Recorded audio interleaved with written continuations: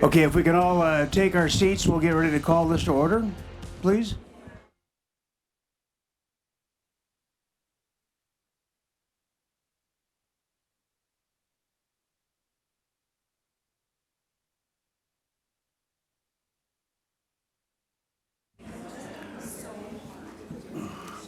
Good morning. This is the Thursday, April 9th, 2025 special meeting of the Santa Barbara City Council. Would you please join me in the Pledge of Allegiance? Got a flag somewhere? And the flag would be... Let's face City Hall, shall we? There's the flag right there. Good enough. And I pledge allegiance to the flag of the United States of America and to the republic for which it stands, one nation, under God, indivisible, with liberty and justice for all. The Independent thinks we were saluting them probably. All right. Madam Clerk, would you call the roll, please?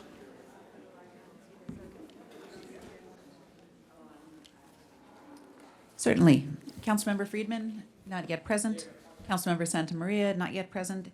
Councilmember Gutierrez, Councilmember Friedman, present. Sorry. Okay. And Councilmember Gutierrez, not yet present. Mayor Pro Tem Sneddon. Here. Councilmember Harmon. Here. Councilmember Jordan. Here. And Mayor Rouse. Here. All right, very good. Today's public comment will be limited to the item on the agenda only. It's not general public comment, but it's on the item only. Will be a limit of 30 minutes for collective public comment on this item. So, Madam Clerk will be keeping the time. We have 3 minutes at the podium. So, once again, we'll start out with Karina Ju. You have 3 minutes. So, good morning, Mayor Rouse, and council members. I'm here representing the Santa Barbara Asian American Pacific Islander Solidarity Network, and we have been a grantee of the arts programming for the community, and I just wanted to share, well, the three important takeaways that I want to share with you is that the arts create community, they create connection, they can be healing, and all of these things are really needed in our community right now. So in the past couple of years, we've done Lunar New Year events at the Presidio in collaboration with the Trust for Historic Preservation. They're all free and open to the public, thanks to your support. And for example, one of the things that we focused on this year was that we taught people how to play the game of Mahjong, which has historically brought people in community together throughout the world. And it was wildly popular. And we had to have a waiting list for the chapel of the Presidio. And as a result, extremely diverse groups of people came together to play a game together and just enjoy life together. And I think that's an important part of why we live in Santa Barbara. And in the previous year, in the commemoration of the earthquake, we projected onto the Presidio the images of the historic Chinatown that used to exist there. And the significance, aside from the earthquake era commemoration, is that in the previous several years during COVID, the Asian American community really was under attack. And I wanted, these are building size images of the Chinese historic community of the 1800s. And I wanted our community to feel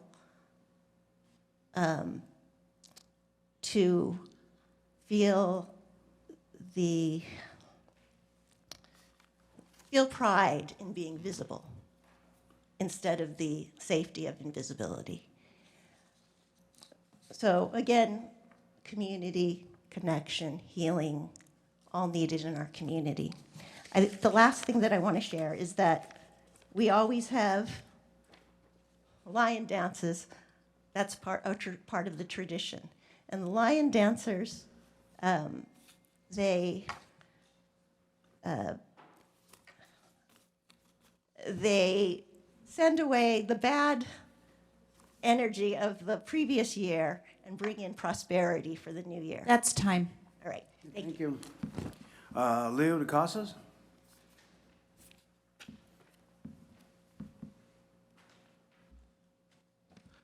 Good morning, Mayor and City Council and staff. My name is Leo Decasals, representing SEIU Local 620. I hope everybody is well rested after that long Tuesday night that we had this week. And I'm glad to be here in the library for this special meeting. I really just wanted to speak today on behalf of our membership and thank the city for organizing this meeting, for taking a comprehensive look at the budget situation and the fiscal situation of the city to address the projected operating deficit. Evaluating this budget holistically allows you to protect essential services, prioritize critical spending, and practice fiscal responsibility through identifying savings. On behalf of our membership, we strongly oppose any cuts or sacrifices to our workforce, to our membership, including hiring freezes, labor concessions, and things of that sort. Again, the city does a lot for the community, but we have to be able to, take care of ourselves internally before we want to take care of others. Again, all that work that we do across the cities is brought to you by our members, by the employees, by the people that serve this community.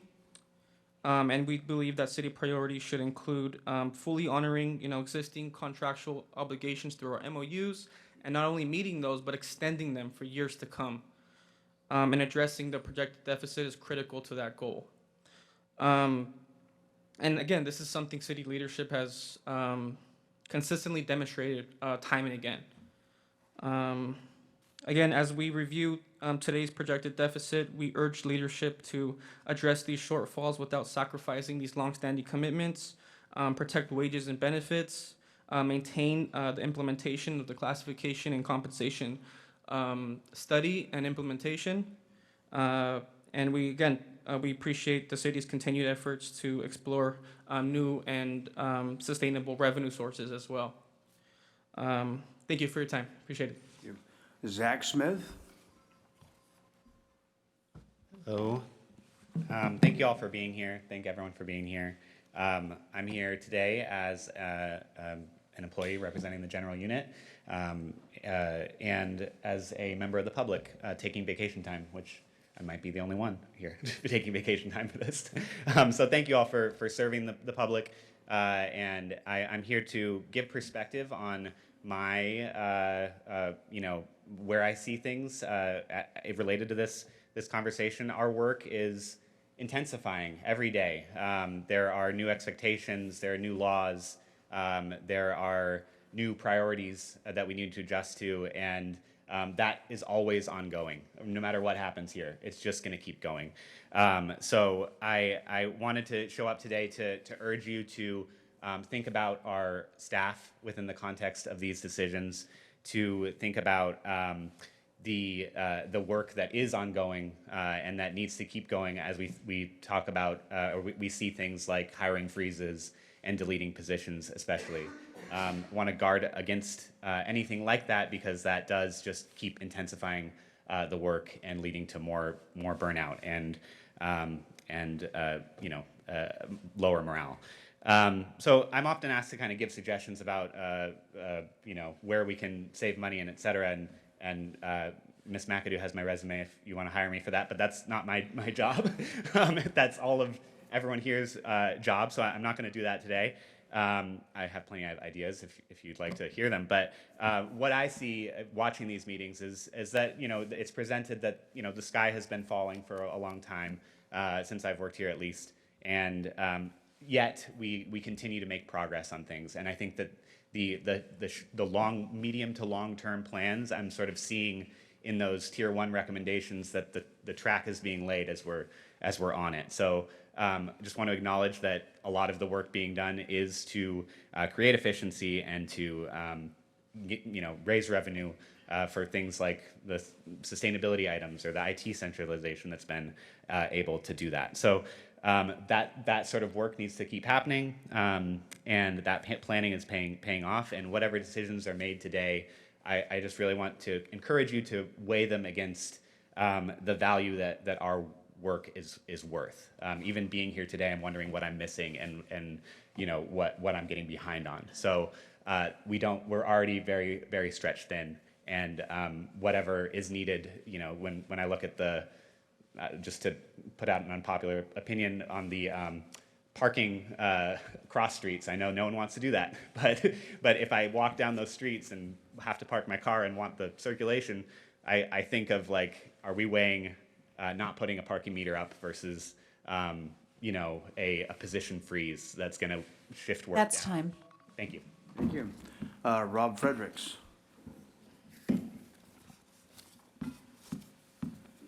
Good morning, council and city staff. Good to be here. Thank you for holding these work sessions on the upcoming budget. I don't want to take up too much time, but I did want to put a plug in, of course, for continuing to support affordable housing moving forward. I know you have some really difficult decisions to deliberate on and coming up with the forthcoming budget. But don't lose sight of the number one issue concerning community members here, and that is the lack, the dearth of available and affordable housing. We need to produce more to take care of our city residents, to take care of city employees, on their affordability needs. And this is at a time when the federal government is retreating from supporting affordable housing. I don't, if you've seen the administration's budget proposal, they're zeroing out CDBG, they're zeroing out home, and the voucher funding isn't enough that they're proposing to support all leased vouchers. This is in addition to what we're dealing with and grappling with locally with the mixed status proposed rule for our immigrant families and the funding cliff that our emergency housing vouchers are facing. That's another 87 households here in the city that are gonna lose their subsidy. And if they lose their subsidy, they're not going to be able to afford their rent. And what happens when you can't afford the rent? It ends up turning into eviction, which nobody wants to see. So I'll leave it at that. Please keep affordable housing in your mind when you deliberate. I know that that with stuff for the forthcoming ballot measure that we talked about, that might not be possible. Maybe there are other avenues to consider. The in lieu fee is going to be coming back to council. And I think when you decide on the in lieu fee, it's important to take that to the highest level sustainable so that can help support affordable housing measures in the future. Okay, thank you. Thank you. And that was our final public speaker slip. And with that, we'll move to Mr. DeMartini in the presentation. Thank you, Mayor. I'm actually going to do some prefacing comments before we turn it over to our finance director. Good morning, everyone. Kelly McAdoo, City Administrator. And I just wanted to sort of maybe set the stage a little bit for why we're here this morning. Obviously, we came to council a few weeks ago with the Q2 update, where we were showing a projected $14.6 million deficit in the city's general fund. And as part of that conversation, we have also had a number of conversations with council about pursuing a revenue measure this fall, the budget balancing efforts that the organization has been working on. And I think my proposed budget to the council will be presented on April 21st. And I think given all the moving parts, there is a desire from council members to just have one more work session touch point before that draft budget gets presented. I will say, there is some good news today. The general fund, as we've presented it today, is precariously in balance. I'll use that word, through a lot of hard work and trade-offs and sacrifices. And I think the punchline for today is that we're no longer recommending that the city pursue a revenue measure on the November ballot. for a number of reasons, which we'll get into as part of the presentation. And also just what we heard from the community is part of this conversation is, we need to do more work to look at, are there ways that the city organization can be more efficient, or can we save costs? And so we are continuing to do that. I want to highlight that this precarious balance has come with trade-offs, and so you'll see a number of recommendations that we're putting forward. We are basically reducing the capital paving budget by more than 50% for the next 2 years. And again, I've continued to talk about we need some bridging mechanisms for a couple of reasons. We have pressure on the Measure C funds because of the construction of the police building for the next 2 years, which will then free up once that building is complete. We'll have some more space in there and be able to shift some things back into Measure C that we have not been able to pay for. And then I think the other piece is the hard work that the department directors and everyone throughout the city organization has been doing on this list of 200 ideas that we keep saying. Really creative strategies and approaches to how we can both reduce costs, shift costs around the organization, think creatively about how we're providing services. And I just want to give a huge amount of kudos to the city organization for that creativity. But a lot of those ideas are going to take some time. And so that's why I keep saying we need some ability to bridge over the next couple of years, but we still have to make sure that we're in balance. There's also a lot of unknowns that are still out there. I think the council's discussion on the rent stabilization program on Tuesday, looking at the administrative costs associated with that. When we come back for a checkpoint, we will have some more data around that. TOT impacts from the short-term vacation rental ordinance. So there's a lot of still moving parts. And so that's why I use the word precarious. And also, we are not refilling our reserves. We are not meeting the council-adopted policy level for the general fund reserves. And so while we're balanced, relatively speaking, for this coming fiscal year in what we're proposing today, still a lot of work to be done. So just wanted to share those prefacing comments. I'm very proud of the work that the city organization has done, especially our budget team and our finance department, who's led that effort, and just really just grateful for the hard work. It's been a lot of work, a lot of conversation this year to get us to where we are. And with that, I will turn it over to Mr. DiMartini. Thank you so much, Kelly. Appreciate that. Good morning, Mayor Rouse, members of the City Council. My name is Keith DiMartini. I'm the city's finance director. I'm here with Natalia Glusik, the city's budget manager. It's our pleasure to present an overview of the proposed budget for fiscal year 2027, where we are today. The recommendation to council for today's budget work session is for council to hear a presentation from staff related to the development of the operating capital budget for fiscal year 2027 and provide direction to staff, again, prior to the release of the city administrator's recommended budget, which will be presented to council on April 21st. The agenda for today's meeting is here on this slide. We're going to give an update on where we are in fiscal year 2027, which is the mid-cycle update to the 2-year financial plan. There have been comments and discussion at City Council and Finance Committee recently about Measure C funded projects. So we're going to provide a detailed list of all of the Measure C funded projects for fiscal year 2027 and actions that staff is recommending for changes to existing appropriations and also what we are planning to request appropriation for in fiscal year 2027. We're also going to talk in detail about many of the budget balancing solutions and options that staff has been reviewing and will be presenting as part of the recommended budget in about a week and a half. And then we'll have open discussion, questions, time for council to ask us questions and have a conversation. Okay, so with that, let's start with the basics, kind of where we are in fiscal year 2026 and fiscal year 2027. This is a graph that I'm sure many of you are familiar with, members of the public as well. This is a graph of our general fund multi-year financial forecast. It shows our revenues in the dotted green line and our expenditures in the solid red line. And what it shows is that we have a structural budget imbalance, right? Our expenditures are exceeding our revenues, not only today and in fiscal year 2027, but also going forward. And the gap between the revenues and expenditures unfortunately widens in the out years. This is the definition of a structural budget deficit. Our revenues are growing, as you can see in this graph, but unfortunately, our expenditures are growing at a greater rate. And there's a few noteworthy items that are important to note here.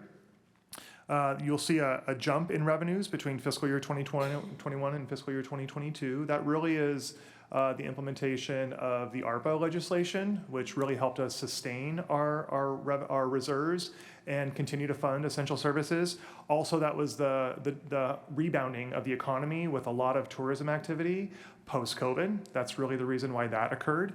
And at the time, we had a pretty large vacancy rate. And so our expenditures were a lot lower than were originally projected. You'll also see a jump in revenues from fiscal year 2025 to fiscal year 2026. That represents the full first-year implementation of the Measure I sales tax measure that the voters approved back in November of 2024.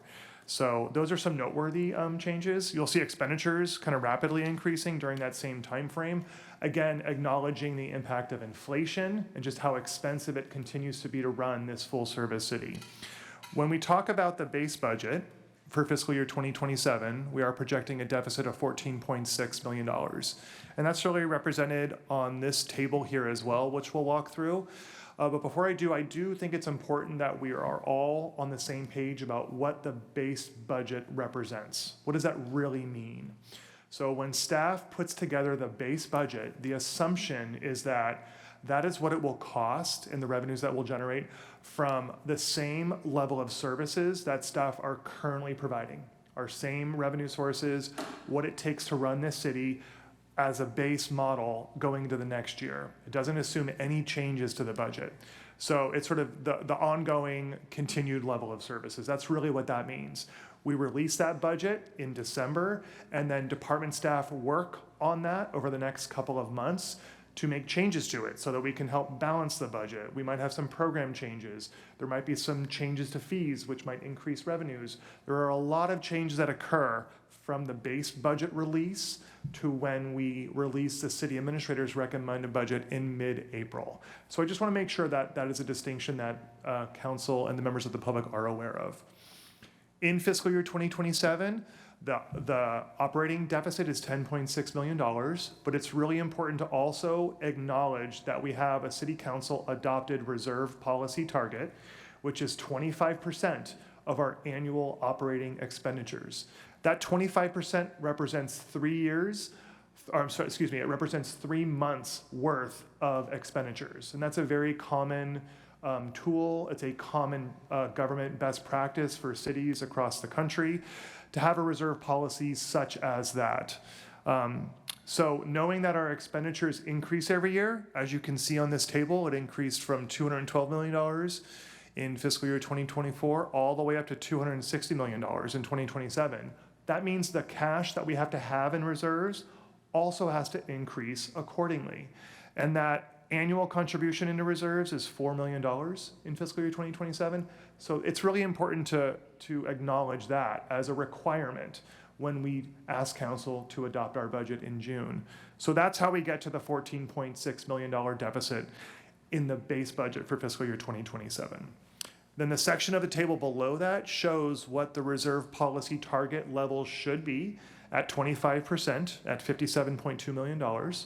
Because we are operating below our reserve policy target at this time, we have projected deficits, as you can see in all of the years prior, back to 2024. The actual reserve level is only $22 million in fiscal year 2027 if we do not act, if we do not make changes to the base. So that represents a decrease from the reserve policy target of 35%. So instead of having a 25% reserve policy level in fiscal year 2027, if we do nothing and let this occur, we would only have 9.8% of reserves. So it's really important that we acknowledge that. And so the slides that we present from here going forward the rest of the day today are presented and the hard work is done so that we don't let this occur. We cannot let this occur. So just my last slide on reserves for today shows a trend of our reserves going back to 2019. And the black line shows what that 25% reserve policy target should be, per the city council reserve policy. The largest components of the reserves are the 15% disaster reserve and the 10% contingency reserves. You'll see those in the blue and the green sections of the bar accordingly. And you can see that we had actually a slightly higher reserves back in 2022, 2023. Again, I mentioned that earlier with the impact that the ARPA legislation had on us, as well as the rebounding of the TOT and sales tax from the pent-up demand from travel post-COVID. But you can see because of our structural deficit, the actual reserves that we are projecting will fall far below that 25% reserve policy target level and will only get worse as the years goes out. So, as Ms. McAdoo mentioned earlier, getting to a place where we're not actually decreasing reserves in what will be presented to council on April 21st will bring that bar back up to a level line, right? Not decreasing reserves, but still below the policy target. So I mentioned the Measure I sales tax measure that the voters approved back in November of 2024. That generated over $15 million in its first full year of implementation. Very happy that this revenue measure was passed by the voters. It really helped us sustain our operating budget, but it's not going to solve all of these issues, all of these problems, but it is definitely helping to achieve some balance, stability in our budget. This slide represents how the first 2 years of implementation of the Measure I sales tax measure were appropriated from the City Council in the 2026 budget and what the plan is for fiscal year 2027.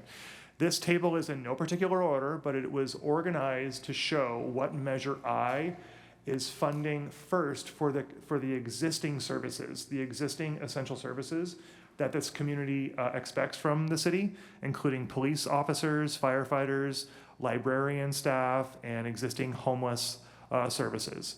Then on the bottom of this table, these are new allocations. So these were allocations that were not included in our operating budget prior to the passage of Measure I. That includes transfers of $1.5 million each from Measure I into the Housing and Homeless Services, which is the Flex Fund. It's become known as the Flex Fund. And then also a $1.5 million transfer in both years from Measure I into the Local Housing Trust Fund. So that was the plan for how Measure I was to be programmed for the first 2 years, and that is what will be included in the city administrator's recommended budget in about a week and a half. So I wanted to just summarize how the city administrator's recommended budget is funding a wide variety of housing and homeless services and programs in fiscal year 2026 and fiscal year 2027. I mentioned the 1.5 allocations from Measure I already. Council also took action when the budget was adopted for fiscal year 2026 to also include an additional $2 million transfer from general fund reserves into the Local Housing Trust Fund. That's represented here on this table as well. So when you summarize the amount of funding going to housing and homeless programs and services from the general fund for both of these years, it totals $10 million.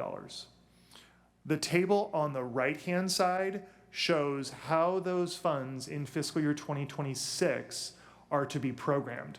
So it's sort of a two-step process. Council took action to program these transfers from Measure I to these other funding sources, these other funds. That's the first step. Now that that money is sitting in those funds, this table on the right is staff's plan for how that money is actually going to be spent, right? Transferring the money is one thing. We want to know how that money is going to be spent. So this table here lists that. There's clearly a big allocation going to the Jacaranda Court project. And then in the Flexible Housing Fund, you'll see 4 items about how staff are planning to spend that money as well. And again, I should mention earlier, there's staff here in the audience from the Housing and Homeless Service Program areas, but also staff from every city department. So if at any time council has questions, we can bring staff up to help provide more detail and more insight.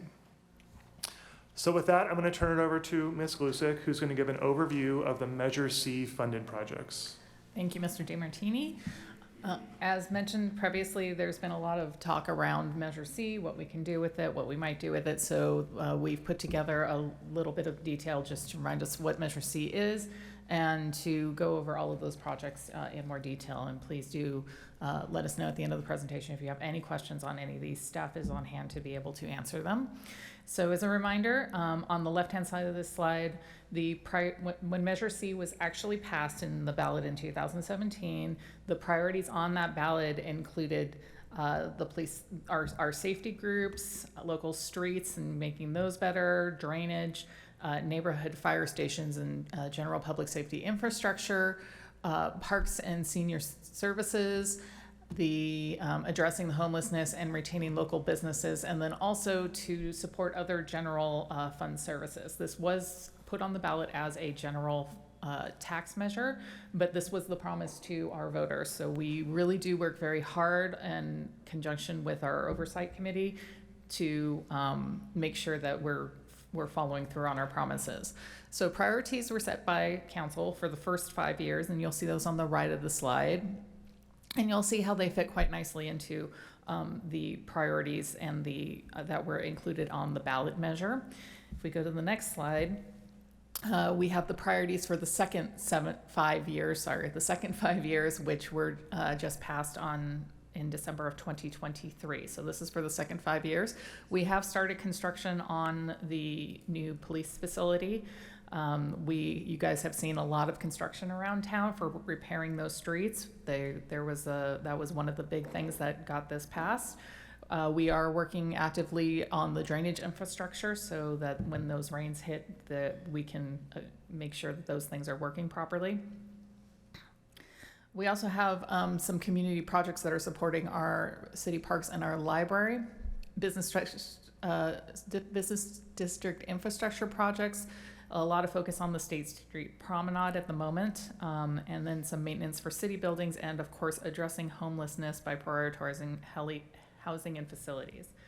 So if you go to the next slide, staff has done a lot of work in prioritizing and making sure that these projects are in line with the priorities that were stated by council. They also prioritize them on what we call shovel readiness, or the actual ability to be able to start working on these new projects this year. There's also, some of these were reduced because there is available funding that was allocated from a prior year as the work continues on some of those projects. So just because you see the amount reduced does not mean that we're not doing those things. It may be that either we're just not ready and we'll be starting at a later point, or we are already working on it and we still have some funding that is available. So one thing to note on this slide, a little bit different than what was published in the agenda, as the budget is an ongoing work until we publish the recommended version of it. Some grant funding became available to do some work on the Andre Clark Bird Refuge platform, and that required some matching funding. So we shifted the funding off of Casa Las Palmas at the top, you'll see there, and put it to that new project so that we could take advantage of that grant funding. Also, the Dwight Murphy loan interest built into the bond measure that we recently passed, or the bond that we recently achieved, is the interest for the first couple of years. So we don't have to pay that portion out of Measure C. So we were able to defund that. On the Parks and Recreation Master Plan, just asking for a little bit less money and then on the trails and walkways, that's being funded partly by by a reduction to the West Beach Splash Playground as we get work underway for that project. As Kelly mentioned, as Ms. McAdoo mentioned at the top of this presentation, the overlays line you'll see there has been reduced. In prior years it was much higher, but that's part of the reductions to help make money available for other projects that desperately need to be done. And then you'll see some other projects here that have been reduced slightly, such as the on-street disabled parking. There was money from a prior year for that. And the same thing with street lighting improvements. Also, some of that is things that either can be deferred or that we just aren't ready to get started on at this time due to staffing and other concerns. Here we have several departments with some smaller items that we are working on. If you have any questions about these at the end of the presentation, please let us know. One thing to point out on this slide is that first project on the fire group, the emergency response equipment replacement. In the published agenda, there was a typo there where that was reduced by, that was originally $800,000 and then reduced. That has been corrected, that it is a $370,000 ongoing funding from Measure C for necessary equipment for our emergency response team in the fire department. Next slide. In the city administrator's office, the Office of Housing and Community Vitality as one of those bullet points as a priority to address the housing and homelessness issues. We were able to procure some money for the Casa Cacique shelter so that the city could purchase and renovate that. So some of the defunding was to shift money to that project so that we could meet that priority. There are also several other projects that we are looking at to help with the downtown corridor and other improvements, including the State Street Master Plan, which has recently been released for public comment.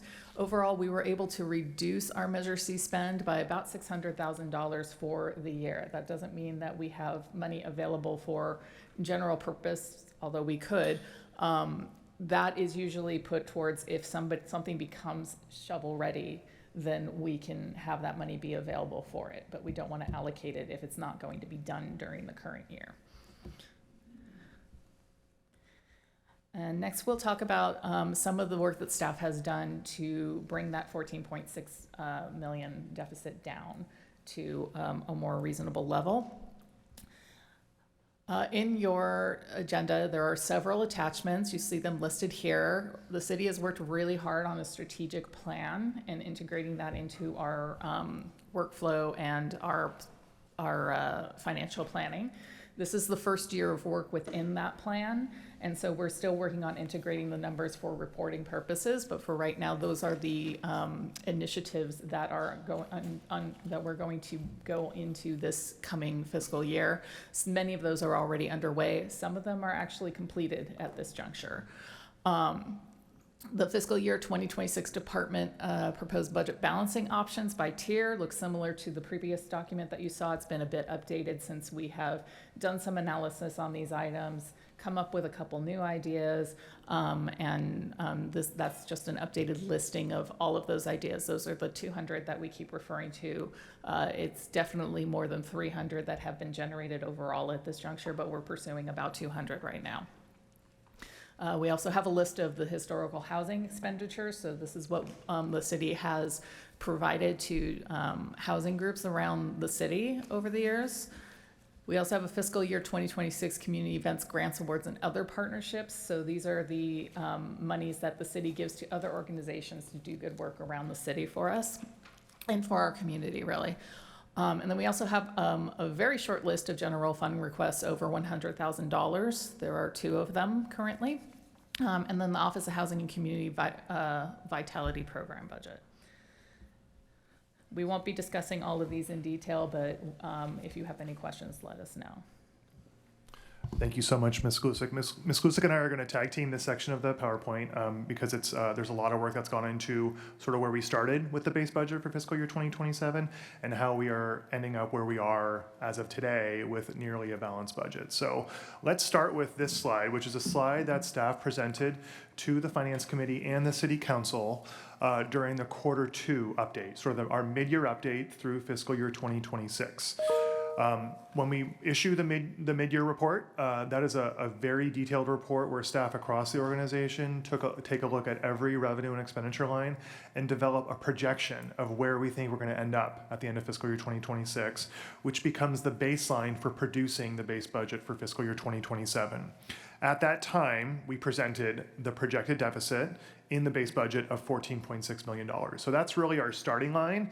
And then this table presents the groupings of options that we have been exploring over the last couple of months to help us balance our budget. That includes implementing the tier 1 options of that list of over 200 revenue increasing ideas, as well as expenditure control and reduction options. We anticipated that would generate around $4 million of additional revenue and or savings. We then had articulated and worked with Finance Committee and Council on pursuing a possible revenue measure for the November 2026 ballot. Direction had been given in a prior City Council meeting to pursue the real property transfer tax. We will talk about that later today and staff's current recommendation on that. If that did pass, we anticipated it would generate around $2.9 million for fiscal year 2027, which represented a half year worth of revenue because the measure would only take effect in January. We then planned for continuing to delay vacant positions. That could generate around $1 million of savings. So that's really taking a hard look at where we can achieve efficiencies, where we can reorganize our workloads, where we can implement technology to streamline, really taking a hard look at potentially delaying, right, hiring positions to see if we can continue to provide services. And then there was a list of other options and ideas that were to be determined at that time, knowing that we had to try the best that we can to balance the budget. So this was our starting place. So now I'm going to turn it over to Ms. Glusick, and we're going to talk about the first section on this table, which was the Tier 1 options. So here we have an updated table of our potential generated savings from Tier 1. This looks a little bit different than it has in past iterations. There's several things that might look different here, and some of it is because if you look primarily on the finance line, we have removed the 2.9 million from potential 2.9 million from passing a revenue measure. And there have been some other refining of those ideas since then. So some people have come up with some new ideas or ideas that were possibly going to be more effective than originally thought, and some were less effective. So there's some changes here.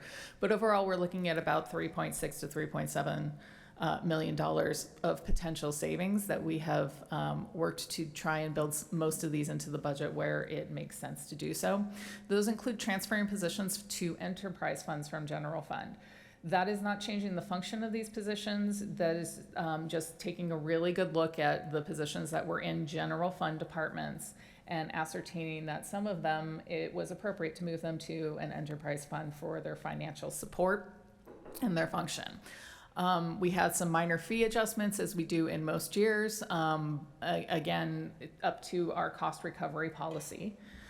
And then a library reorganization. This was a lot of hard work by our library group, looking at how their staff was put together and shifting duties around within their existing staff, et cetera, for a more effective structure that would also allow better management of their revenue generating spaces to help cover some of the library costs. We had some increasing of parking citation revenues with our police department being able to do some better patrolling for illegal parking. We also are holding some positions vacant, which is a temporary addition to our savings there. Looking at positions that are currently vacant and delaying the hiring of positions where we are able. And then also our Clean Community Group, which is part of our Sustainability and Resilience Department, was very generous in looking at a lot of general fund expenses that they were able to take on primarily through the Creeks Fund.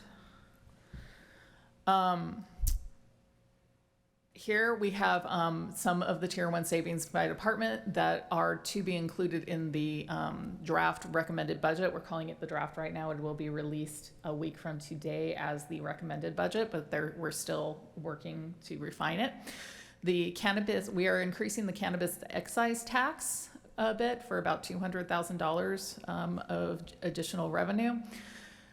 We're improving the purchase of our fire vehicles. We have streamlined, we have allowed for a little bit of more fast movement when a demonstration vehicle becomes available. We will have to move on it very quickly. Right now, if we order a vehicle, the time wait on it is around 5 years. This would allow us to be able to get some of our brush fire clearing vehicles a little bit faster and at a much lower price. We're reducing our inventory at the warehouse, so money is not locked up in items that are sitting on the shelf waiting to be used, where that is an appropriate thing to do. Still taking advantage of bulk purchases where it's appropriate. Consolidating our IT staff. IT evolves very rapidly, and pulling people into the IT office is an efficiency move. Also, increasing parks and rec fees for cost recovery. Again, taking a very close, very detailed look at what those fees are, who is paying them, and where in the cost recovery matrix that belongs, whether it's for a partial cost recovery or 100% cost recovery, and also being sensitive to all of the other kinds of inputs that come from the users of those services. The police department has some money from the opioid settlements. If you guys have been reading the news, there's been some large settlements around the opioid issues in our area. So they have determined they are able to use some of those funds to cover some of their costs. So that will shift money off of the general fund.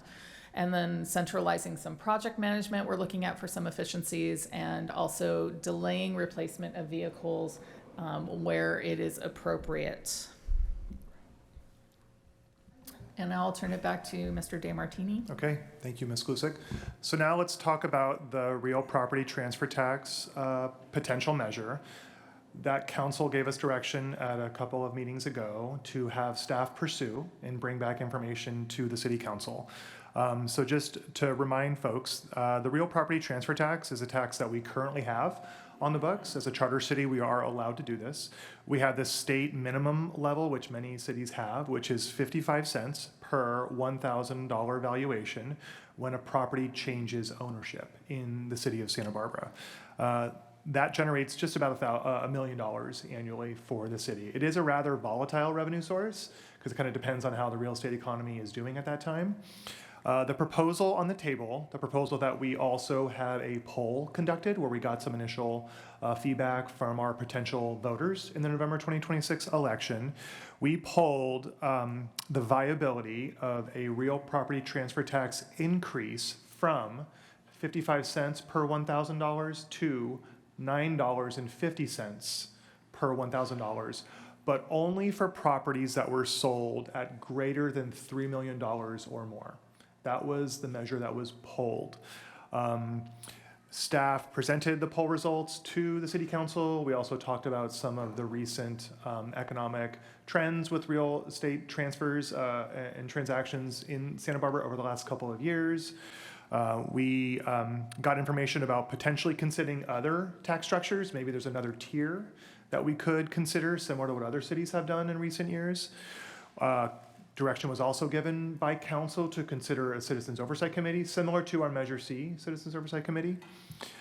We also did and began some initial community outreach. We spoke with the real estate community. There was other communications and other conversations that staff has already done. And then there was discussion of bringing back a resolution to how that money would be prioritized. So that was feedback that council provided to staff at that meeting a couple of months ago. On the right-hand side, we wanted to provide a list of what are the challenges that staff is now seeing and that we saw leading up to this effort. First, the poll results indicated when the poll was issued in December of last year, it indicated that there was a rather large proportion of undecided voters on this particular measure. What that indicated is that people are just unfamiliar, may not understand, may not know what the real property transfer tax is. There might be some confusion about the real property transfer tax versus property tax. It also indicated to staff that in order to bring those undecided voters to the decided column, whether it's either against or in favor of, it would require a great deal of public outreach, communication, and education, right? And given the limited time frame, here we are in early April, in order to place a revenue measure on the ballot for November of 2026, council would have to take an action in late June or early July at the very latest to place that measure on the ballot. So our runway to do that heavy lift of communication and public outreach is very limited to just about 2 months. Also, there's potential legal challenges. There is a statewide ballot that is challenging the real property transfer taxes statewide. The Howard Jarvis Association has gathered over 1.5 million signatures, and I believe that ballot measure is going to be on the November 2026 ballot. So that would be very confusing for voters with a statewide measure, limiting this, and a potential local measure asking for it. There are also challenges from the United to House LA, the ULA measure in the city of Los Angeles. They implemented a similar type structure of a real property transfer tax not too long ago. There are legal challenges against that one. So just understanding the lay of the land is important. I already talked about the limited community outreach timeframe, but through our conversations with the real estate community over recent weeks and just talking to the community and other stakeholders, it's very clear that there could be potential unintended consequences from the impacts of increasing the real property transfer tax. It could range from just changes to the number of transactions that occur, which would really reduce the amount of revenue overall, which would ultimately reduce potential property tax revenues overall. There could be unintended consequences for the price in which a house or a home is set for putting it on the market, wanting to either be below that 3 million or such. There's just a number of potential unintended consequences. And then also what's not on this list, which is just important to note, and I'll just go ahead and say it, there doesn't appear to be a champion for this measure, whether it's from council or from a member, right? Right? Or a member of an advocacy group, a member of the public. With the Measure I campaign that I personally attended about 30 community meetings with the mayor, with the police chief, with the fire chief, with many, many other people.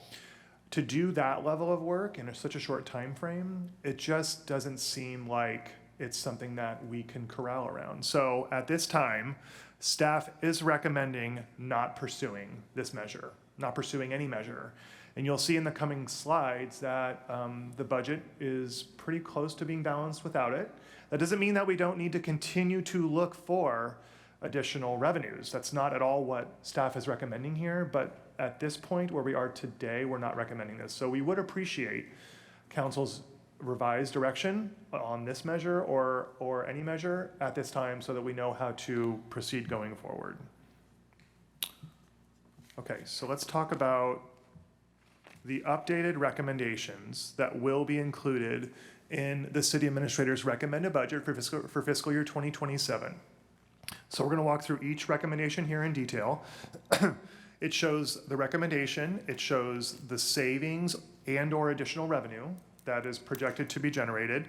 It totals about $7.4 million. So a lot of hard work and a pretty significant positive impact on the budget.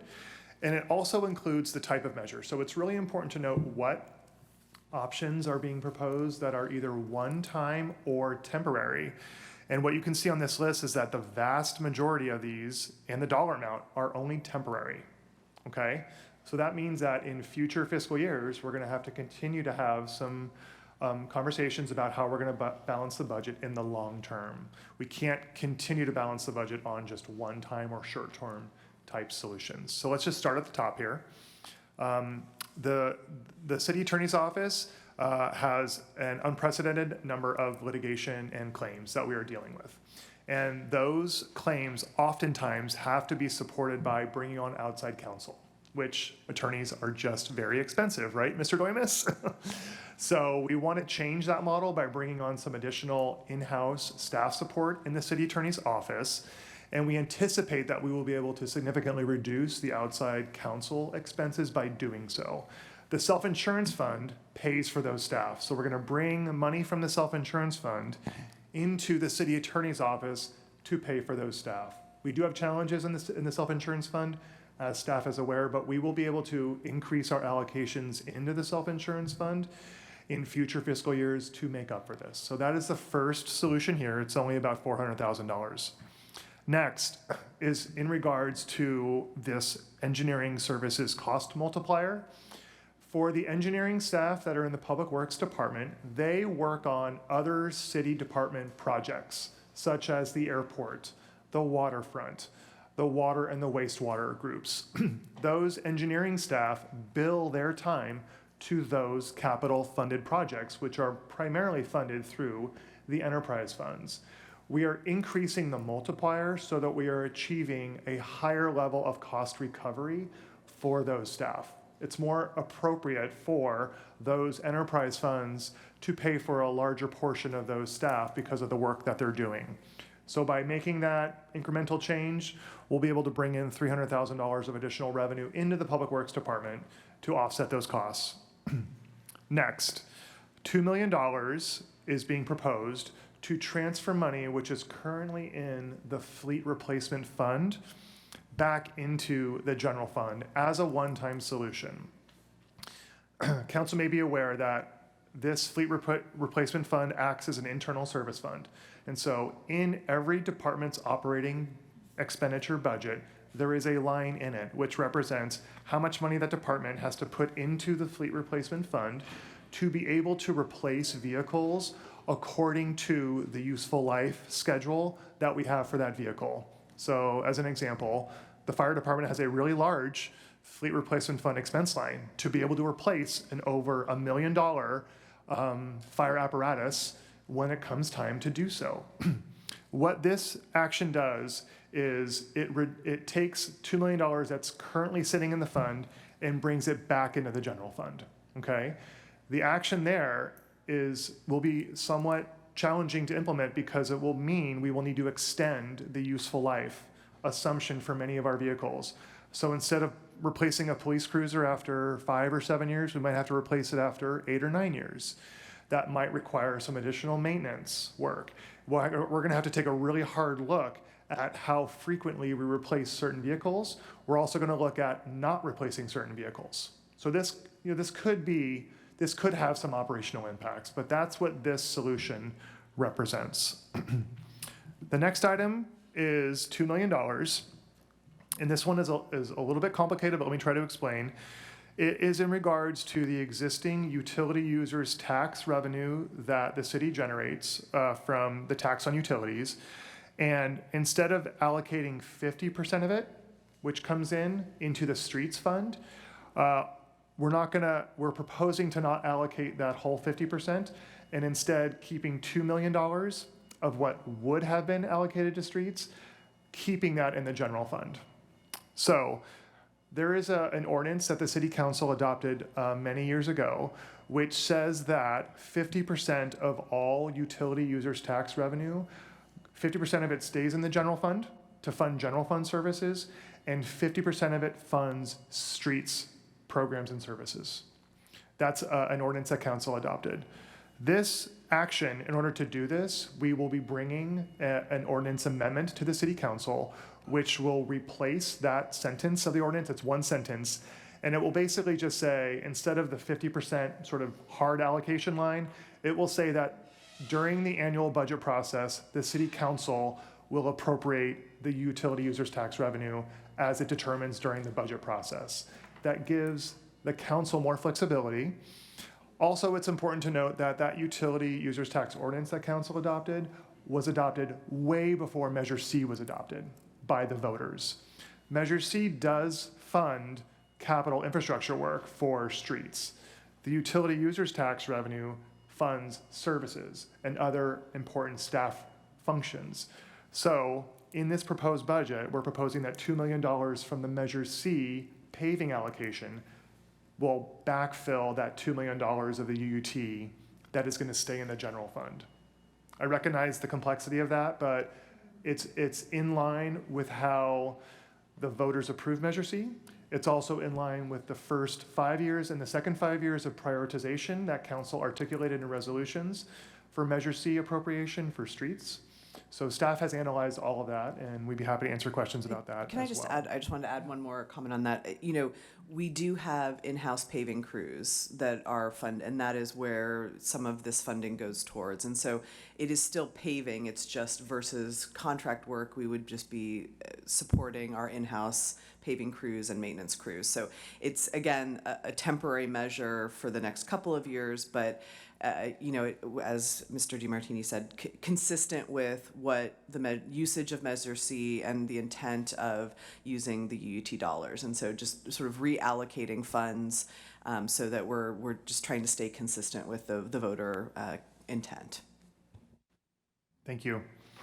So the next item on this list is an IT allocation adjustment. So at the end of fiscal year 2025, the IT Internal Service Fund had a small surplus. That's through the really hard work of controlling expenses in that fund. I'm really thankful for the work of the IT department. So we're proposing to just bring $200,000, a small amount, back into the general fund because there was a really small surplus in that fund. The next item is a partial deferral of the general fund reserves allocation into the local housing trust fund. So as I showed on a prior slide, council articulated that there would be a $2 million transfer from general fund reserves into the local housing trust fund in both fiscal year 2026 and 2027. This proposal here is to reduce, temporarily defer, the $2 million in fiscal year 2027 just down to $1 million. So that would retain $1 million in general fund reserves. So $1 million less going to the local housing trust fund. And then the final item on this table would be increasing the attrition savings assumption by $1.5 million. So I showed on a prior slide that we had originally assumed about $1 million worth of savings. We now believe that we can probably achieve $1.5 million of savings. So an additional $500K from the original assumption, again, through continuing to really strongly analyze the need and the necessity for simply backfilling positions when they become vacant through attrition. So is there opportunities for shifting workload around? Is there possibilities for implementing IT solutions? Can we deprioritize certain projects? So really taking a hard look at whether or not we need to continue to backfill certain positions. We believe that we can achieve about $1.5 million of savings, and that's on top of just the natural attrition that may occur through retirements and separations. And so when you add all this up, there's additional savings and or revenue of $7.4 million. Again, most of these being temporary. So now let's put this all together on a table from the recommendation that we showed for fiscal year 2027 at the Q2 report and where we are today. Again, starting with the base budget deficit of $14.6 million, articulating the tier one options of savings and revenue increases, removing the assumption of a potential revenue measure on the November ballot, increasing the vacancy savings from delaying of hiring positions, and then the summary of all the other recommendations that staff is proposing. We are now looking at a budget deficit of $3.6 million. And this table after this slide shows how that $3.6 million, how staff get to it. It shows our revenues minus our expenses. And that $400,000 of very small surplus is showing sort of the balanced budget year over year.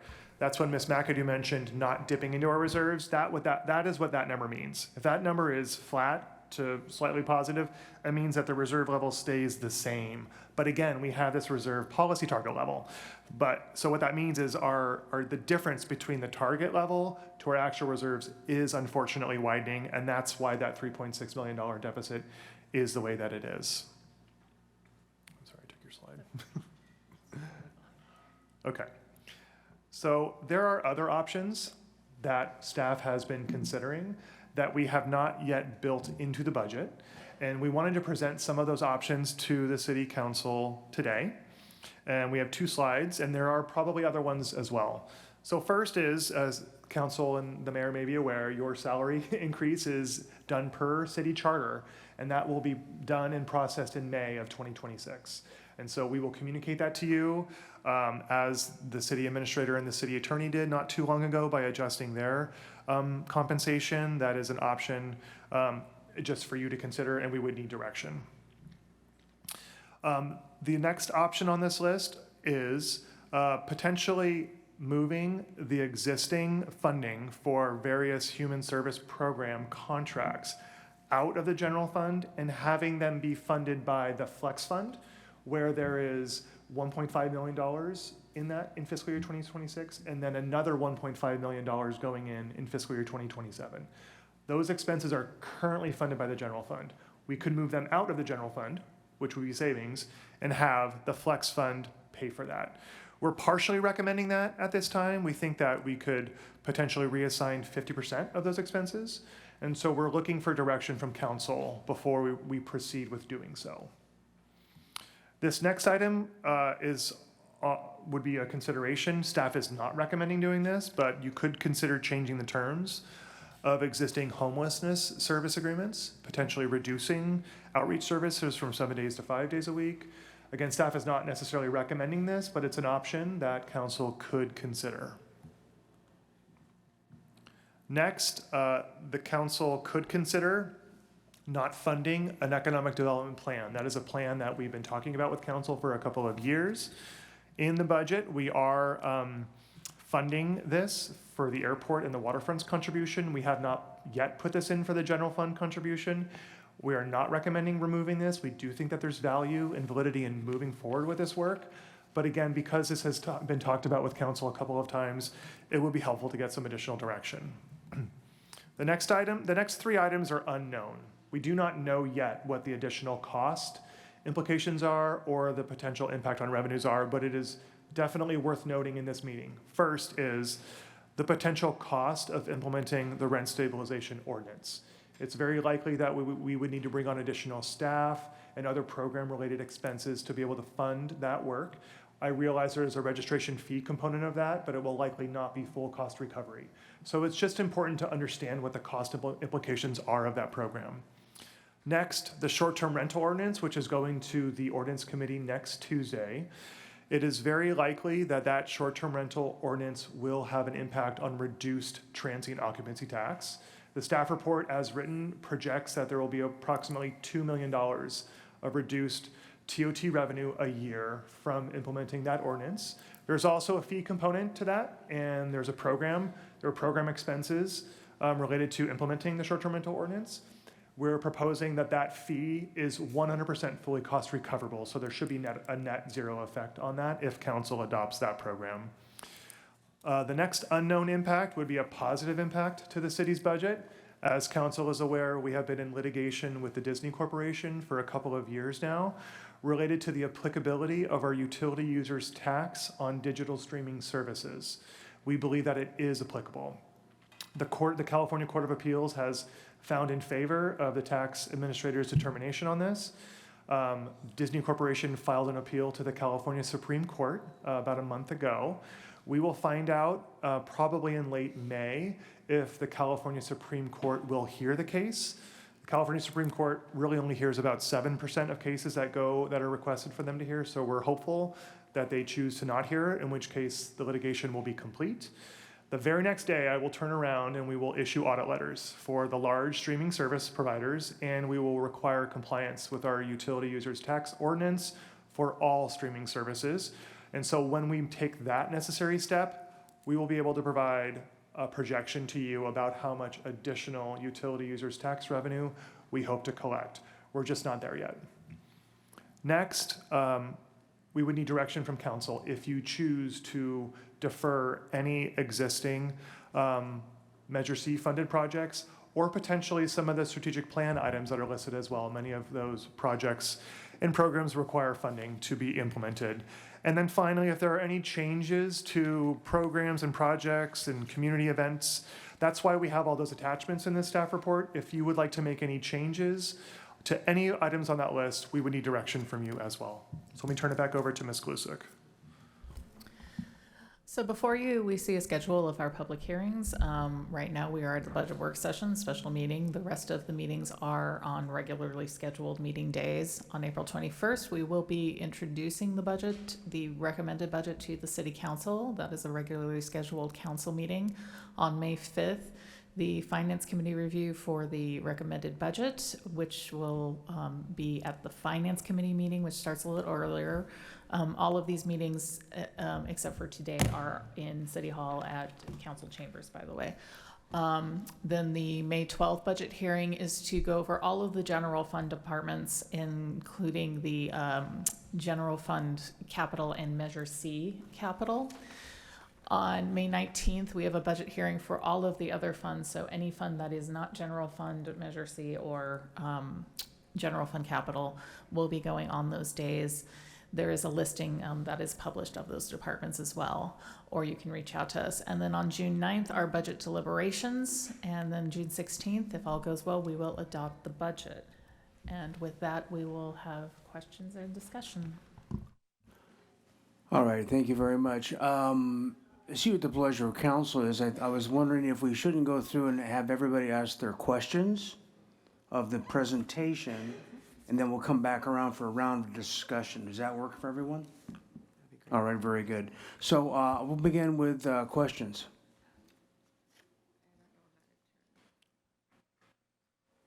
Okay, Ms. Snudden. Thank you, Mayor Rouse. I wasn't sure.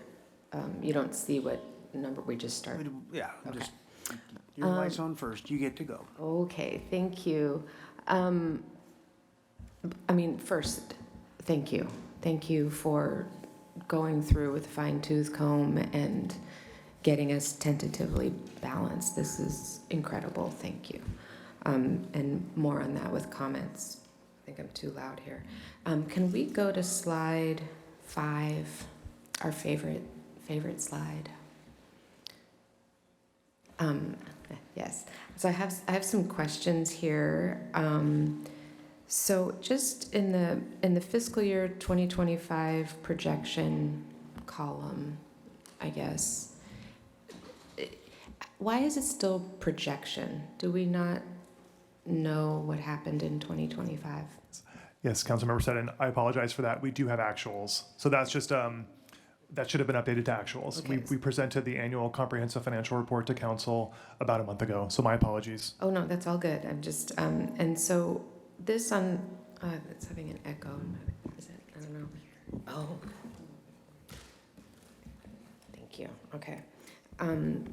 So that number looks a little different on that column than it looks on slide 25.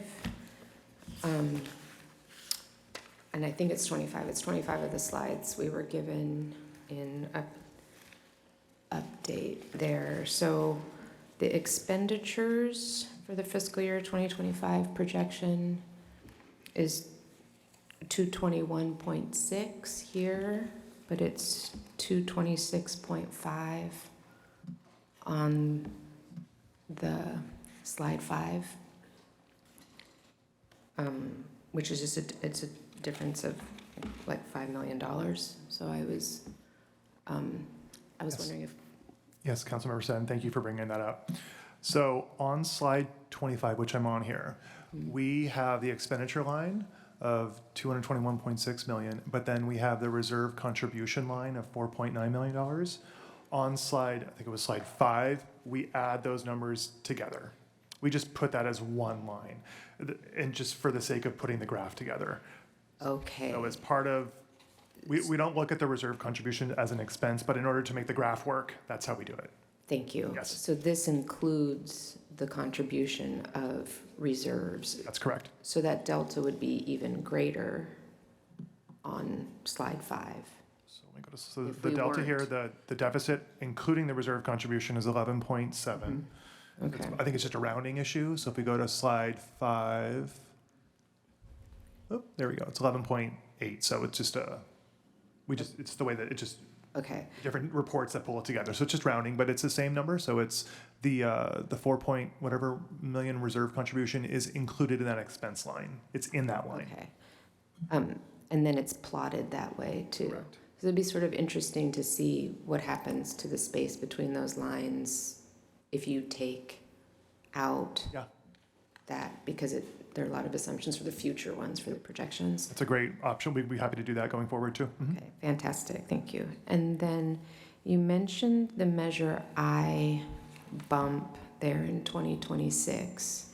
So it bumps up, but then it flattens again, or doesn't stay increasing at the same rate. Is that, can you tell me about the assumptions on that? And I'm not questioning your assumptions, No, I just want to understand them. I really would like questioning of assumptions to make this a really accurate and complete forecast. The change from fiscal year 2025 to fiscal year 2026 is, in fiscal year 2026, it's the full fiscal year of revenue. In fiscal year 2025, because the measure was adopted in November, but it took effect in April, 2025 only includes 3 months worth of new revenue, but also there's a ramp-up period for businesses to ensure compliance with the new sales tax rate. And so that's the bump up. It's 3 months of Measure I revenue to 12 months of Measure I revenue. And then that Measure I revenue is continuing thereafter. But we assume increases going forward, but it's just incremental increases. Okay, thank you for that. And then on slide 6,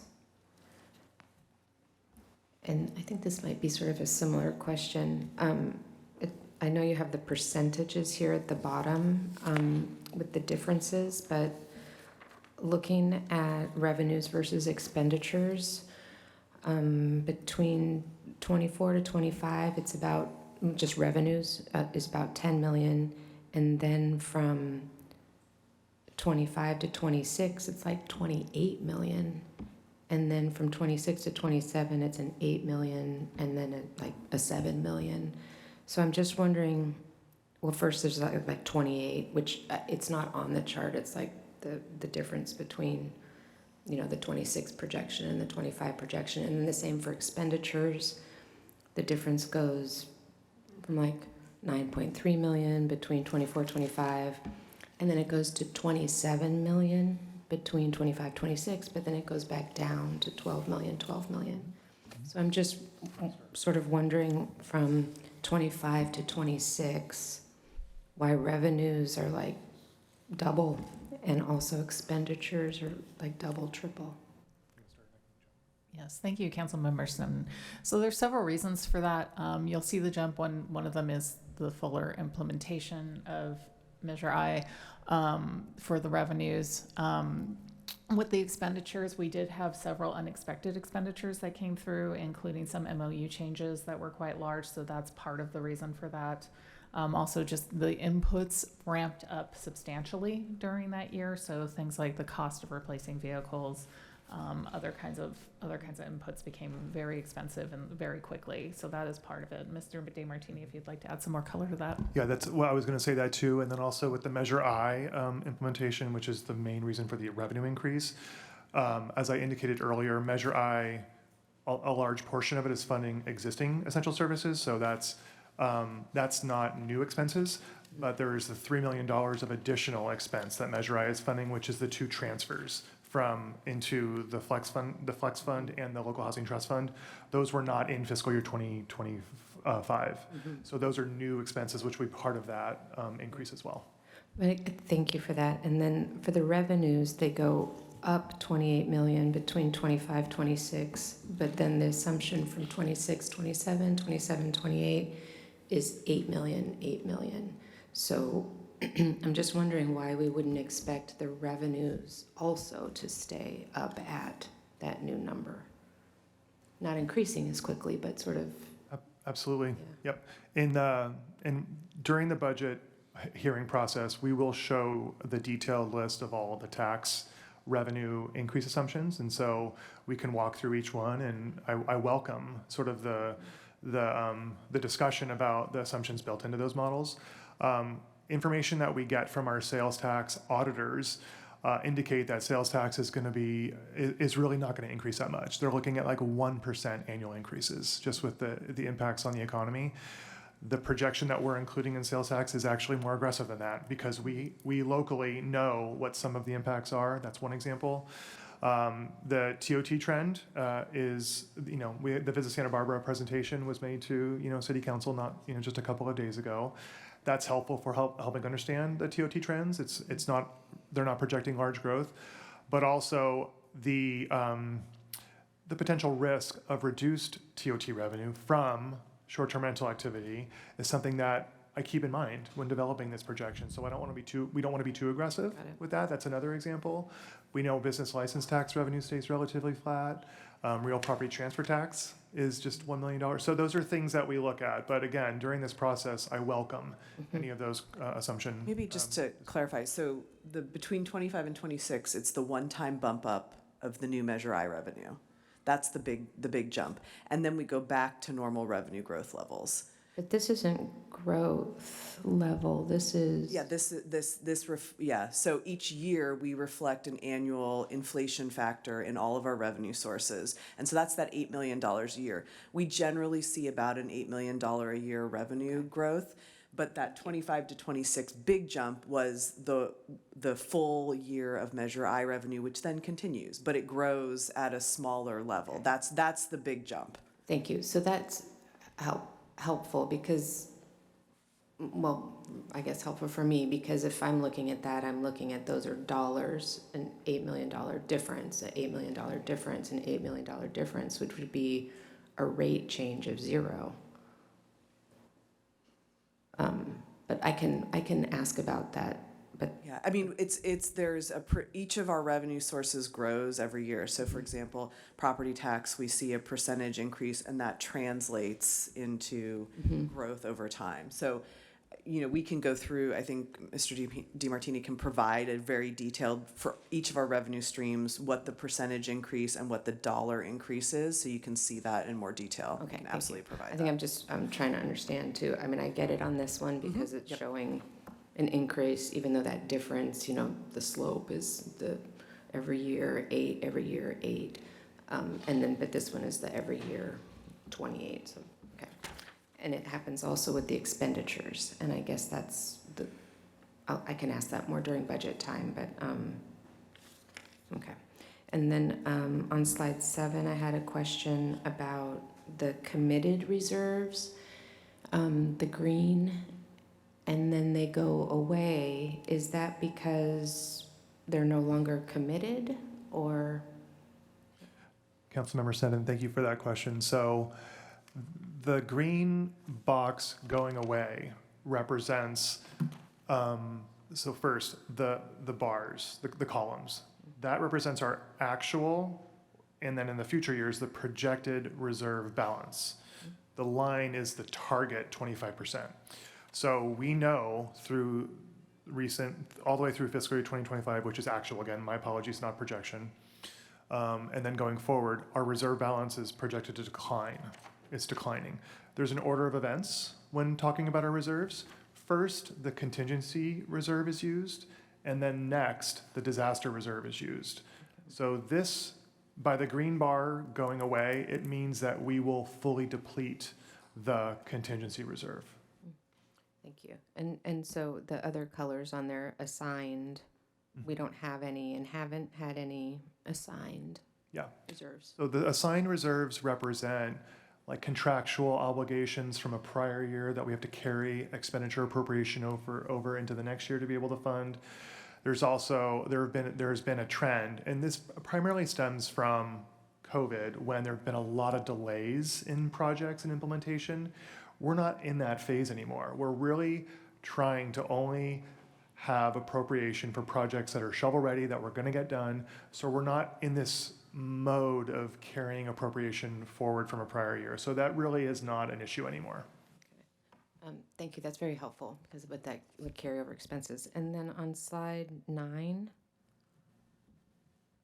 this one. So this one also goes with attachment 4, which I really appreciated the attachments. It was really, really helpful. And I just want to make sure I'm sort of understanding with attachment 4, it was housing expenditures from 2020 to 2026. We don't have it here, but we have it in our attachments there. So that's like an average of $4 million a year that goes to housing authority services, other things, or could you? Yeah, and it varies greatly year over year, just depending on the projects that come in for requests. I think one of the things that we're trying to do with, and we've been working with our housing stakeholder groups, is having a more sort of consistent process for how requests for capital projects come in, when we release funding availability notices, things like that. And so in the past, it's been kind of like as people, as entities or organizations request money, then we provide it. And I think we're trying to shift more to a more proactive model where we're identifying what are the projects on the horizon and how are we planning for it. So we know how we can, we have money in our affordable housing fund. We have different federal and restricted housing funds. And then, with the Measure I Flexible Housing Fund and then the Local Housing Trust Fund, how are we programming those in the future? And so I think we just wanted to provide kind of historical perspective, but it's kind of been all over the place in terms of when requests come in, how we allocate that money, and we want to get more sort of systematic as we go forward. I really appreciate that. So will that still be happening in the background, or will all of that now go through the local housing trust fund and the flexible housing fund? We still have the funds that are sitting in the affordable housing fund. There's a fund balance there that we use to pay for staff, for other things. And so that may happen as projects may come and say, oh my gosh, we're in the middle of construction, we have a shortfall. So those requests may still come in this interim period. Into the flexible fund? It could come, that would be where staff would look at and say, where do we have money available to pay for it? So then we would come to council for an appropriation, and that would be very transparent. So let me ask it a different way too. So if it's that 28 million, which is like over this time period, is roughly $4 million a year, and this we're looking at as a total of 10, Over 2 years. $5 million a year.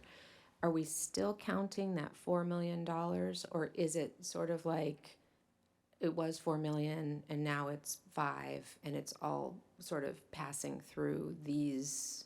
There is new revenue. So I think and I don't know the exact numbers, and we can make sure that we bring those back as part of the budget hearing and do a little more depth of sort of annually, how much do we have in that other sort of successor housing fund that was left over, and what we think annually from program income, residual receipt loan repayment. There is program income that comes in there. So some of this is additive, but not all of it. So I think let us reconcile that, and we can provide that with more detail. I think that'd be super helpful, because if we have in our mind that it's $5 million that we want to go to these types of things, but some of it's here and some of it's here, and then if we're talking about delaying, that would just be really helpful to have it all. Absolutely. One.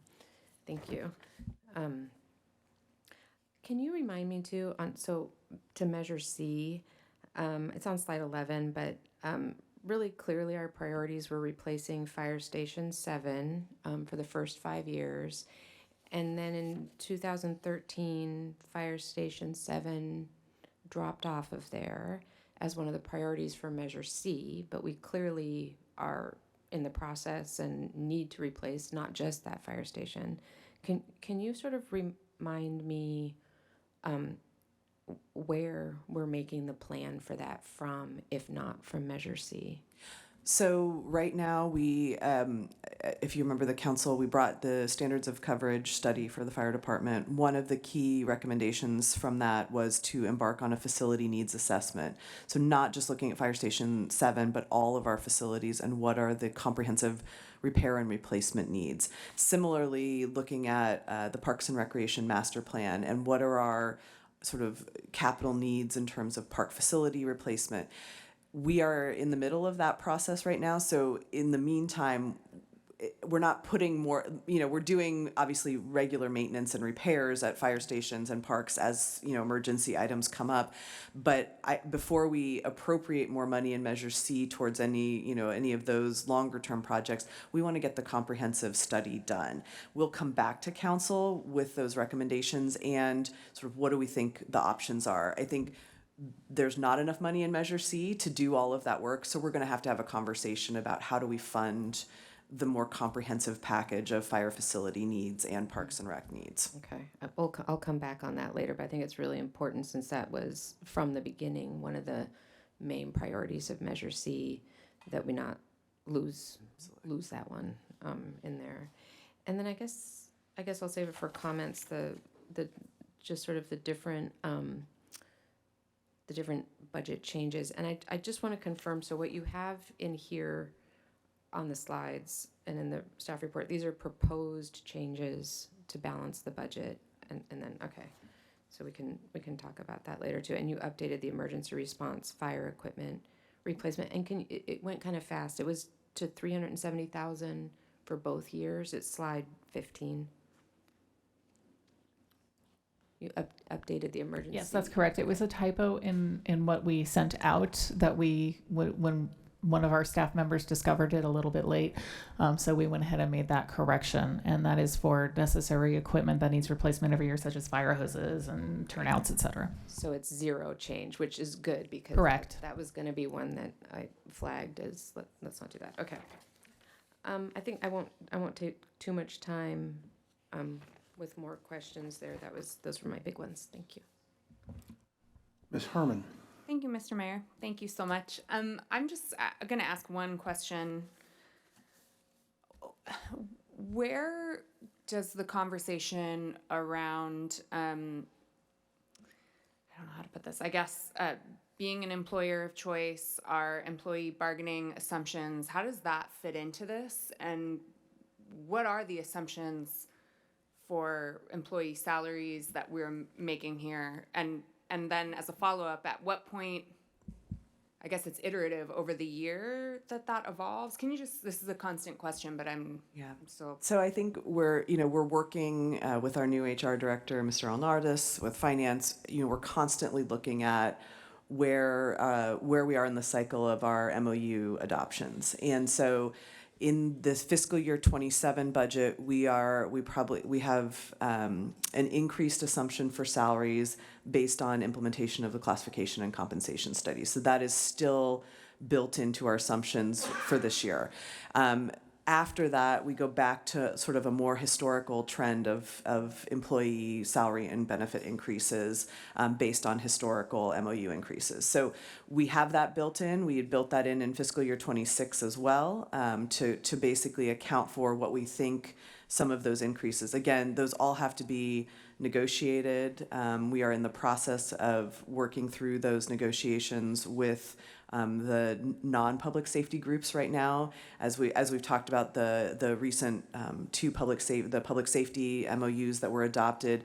Basically, that was the implementation of the classification and compensation study for those positions. But we're now working through the other bargaining groups as those conversations come up.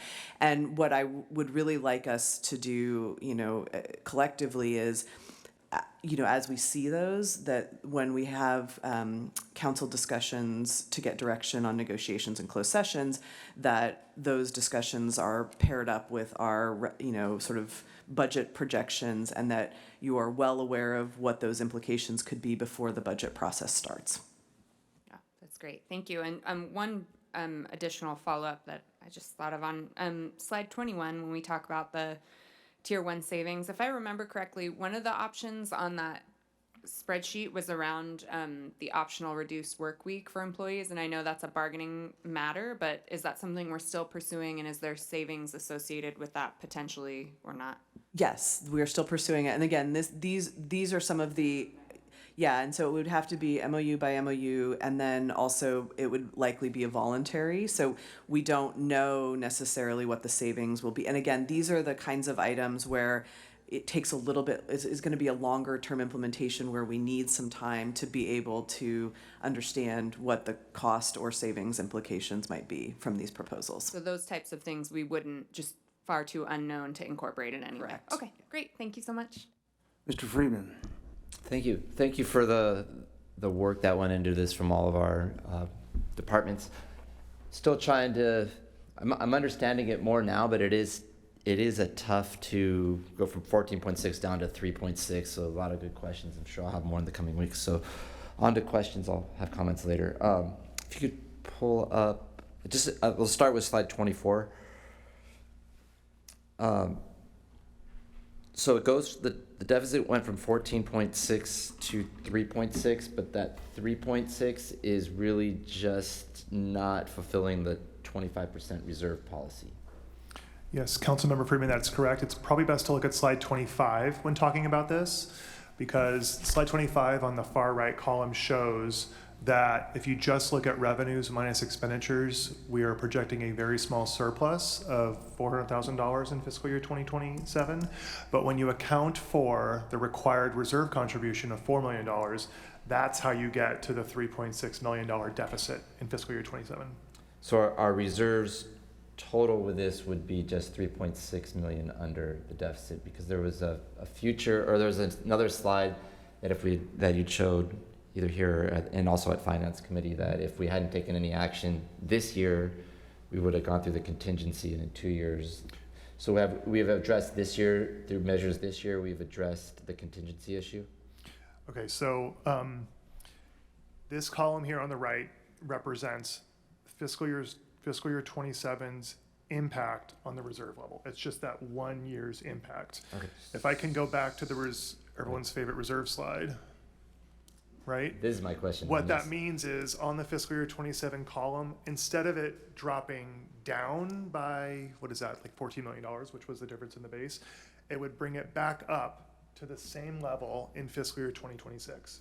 So again, not having a deficit or a surplus really, it'd be at the same level, but you can see that the gap between the reserve policy target to the actual level is still widening because of that $3.6 million difference from the policy target. Okay, got it. So the amount in the reserves is essentially the same. Be the same. But the percentage of the 25 is decreasing. So Correct. we are technically falling further behind That's even correct. with this in our reserves. Yes, But it's stabilized for the year, but the percentage is actually decreasing over time. correct. Okay. That's an important point to remember, because that's why I started with a 3.6, because it could seem like we're only 3.6 million under, but we're actually significantly, I mean, what is that number there? It's almost 20 million, right? So we can look at this graph and just the back of the envelope calculation here. In fiscal year 26, we project to be 16% of an actual reserve policy target. It'll likely be somewhere between 14 to 15%. Even though the cash in the reserve stays the same, we're still further away from the policy target level. So that's sort of the back of the envelope calculation there. So not 9.8%, a little bit higher. So the reserves we're almost getting through our contingency then. We know by fiscal year 27, we will have already depleted the contingency reserves and dipping into the 15% disaster reserves. If we're around 14. With the changes that you're proposing. Correct. We on will. this. Yes, So correct. even with this reduction from 14 million down to 3.6, we will still go through our contingency reserves by the end of next fiscal year. That's correct. Okay. That's an important point for everybody to understand. Okay, so, and then just on the level of reserves, on the, where does the self-insurance fund stand? Because on slide 24, you're proposing using the SIF to fund the city attorney position. So, yeah, so if you could talk about if you even have a slide, or can you talk about the self-insurance fund? Where do we stand with that, and what is the risks that we're carrying right now with the self-insurance fund? Or Yes, the reduction in the self-insurance fund? Yes, Councilmember Friedman, I'd be happy to. So we have actuarial reports that are provided every other year to determine how much money we need to have in our self-insurance fund to be able to pay for anticipated claim, settlement, and our insurance program expenses. Our actuarial reports indicate that we should have around $24 million in the self-insurance fund. By the end of fiscal year 2026, we will likely have between $7 to $9 million. We're still working on sort of firming up that projection. So still far below. And so this proposal here to bring in just $400,000 of self-insurance fund reserves into the city attorney's general fund budget is insignificant in comparison, but it still is important to note that that fund is underfunded. And with the hiring of a city attorney position, we're reducing the outside counsel costs, so that could actually, the premise behind that is it would reduce outside counsel costs, and we would get perhaps even a cost neutral or even beneficial at the end, because we would reduce that significantly. Yes, Honorable Mayor, Councilmember Friedman, that's exactly the goal. As Ms. DiMartini said earlier, lawyers are expensive. Outside counsel are expensive. I mean, now you're having sometimes fees of hourly rates for outside counsels approaching anywhere from $600 an hour and above, much less than in-house counsel for a city attorney's office. And so we use the SIF fund for attorney's fees, to outside counsel to defend the city, for settlement claims, and also investigations. And all of that, one case can run into 7 figures alone. So the goal is, with the huge volume of cases we have now, to handle in-house as many possible cases as we can. You know, we're not going to get to all depending on the complexity of the lawsuit or maybe even the volume sometimes. But the goal we have for our office is to capture as many cases as possible to defend, to save the city money, very much in the long run. Maybe initially you won't see that amount because we have to hire and transfer that, but in the long run, save the city a significant amount of money from that project. Perfect. Yeah, I just wanted to point that out because I knew that the self-insurance fund was significantly lower than we'd like, but there is a trade-off there. And it's, like you said, it's less than $500,000 for that. If you could pull up slide 23. Go back to 23. Sorry. So I did have a question in the fleet replacement. We were talking about extending the life of vehicles, the $2 million. So there's public safety vehicles, and then there's the standard fleet. Are we looking at, as part of this, or this $2 million, or through another way, separating out public safety vehicles, which are used constantly, whether it's police or fire, versus the fleet size of just standard cars, maybe reducing that fleet? Can you go into a little, because I want to make sure that we're not balancing a majority of this on the public safety vehicles. Thank you, Councilmember Friedman. That's a very good question. Our fleet department really does take a close look at, they have a full list of each of the vehicles. We do replace our safety vehicles, particularly the police vehicles, more often. We are not going to put those parties at risk or have a reduction of those parts of the fleet where it's not appropriate to do so. Most of the extensions of useful life are for vehicles that aren't used very often and have a standard use of life of, say, 7 years, but their mileage is very, very low, so we'll extend that use of life a bit longer. The idea is that the cost for replacement has already been mostly recovered because of the recovery rate, and so if we extend that life for a little bit longer, then we have a little bit of extra money that they're still collecting to be able to refund to the general fund. That is on mostly vehicles. Finance in the last couple of years actually retired our departmental vehicle, and we borrow from the fleet when we need it. We basically check out a car. There are several other vehicles out there. Some of them have been on the books for a very long time but have a very low mileage, and so we won't need to replace those for longer. And some of them we can consolidate because if they're not being used that often, maybe they can be shared. So we're not necessarily looking at delaying a police cruiser for another year unless if it needs to be replaced, we need to replace it. Thank you for the clarification. And then on this slide, on this question on the UUT, utility users tax. So could you explain this one again? So we have to adopt an ordinance that then allows us the council to potentially use the full utility users tax for general fund purposes. And this was put in prior to Measure C. So why are we backfilling the utility users tax with Measure C? I'm trying to understand what that is. Why wouldn't you just keep it in Measure C and fund those programs rather than backfill it? And two, going forward, would there be the option, since we have Measure C and this policy was put in place prior, to just make the utility users tax a full general fund support? And is that something during the budget we could consider? Because if we're looking at wanting to shore up services and we already have Measure C, it might make sense, instead of this being a temporary, to just take the entire utility users tax to the general fund. I think we wanted to evaluate the impact of it. I think because we're in sort of I think we need to have a better understanding of the long-term projections in Measure C. And so, one of the goals of Measure C was to increase the pavement quality index overall through the city and really sort of increasing contract funding because we can't do all of that in-house. And so I think we're recommending this as a sort of temporary so that it gives us time to evaluate where Measure C is going to end up, what with the digital streaming, how much more UUT might we have. So I think, but by changing the ordinance to give the council the flexibility in the budget process to reappropriate UUT dollars where necessary, that gives the council the flexibility to make those choices, going forward. But I really want to make sure we're clearly tracking what we're backfilling, in what is currently funded with EUT. So I want to make that just so we're tracking that, so that we know how much to move back and forth at this point. So just so we can, because we're calling this sort of a temporary bridging mechanism. That makes sense. So the reason why you wouldn't just say those $2 million worth of projects that would now be paid for by Measure C, for data tracking purposes, that's what it's for, so you can do the evaluation.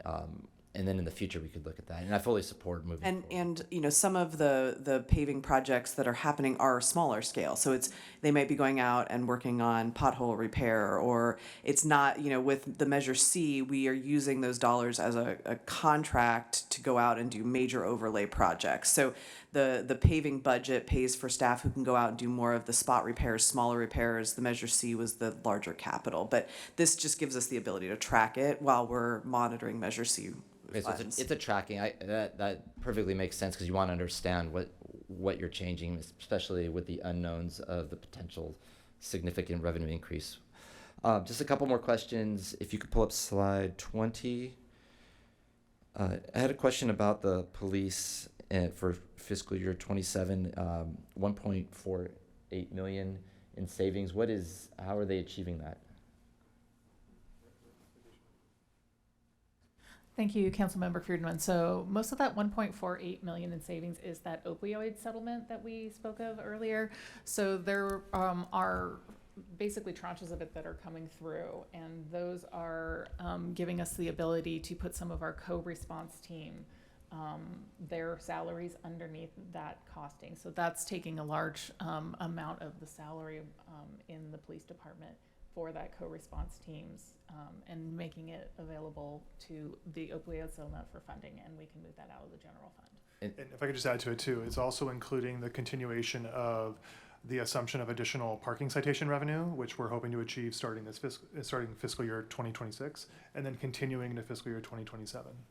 If during the budget, if we could get that opioid settlement number, so we know what that is, because if I'm understanding you correctly, that's a one-time cash infusion, or is that ongoing? It is Ongoing. it is a one-time cash, that we'll have somebody from PT come up for it, but it is, I believe, ongoing for the next approximately 25 years. So it's a longer range thing. Our chief will be able to give you a little more color on that.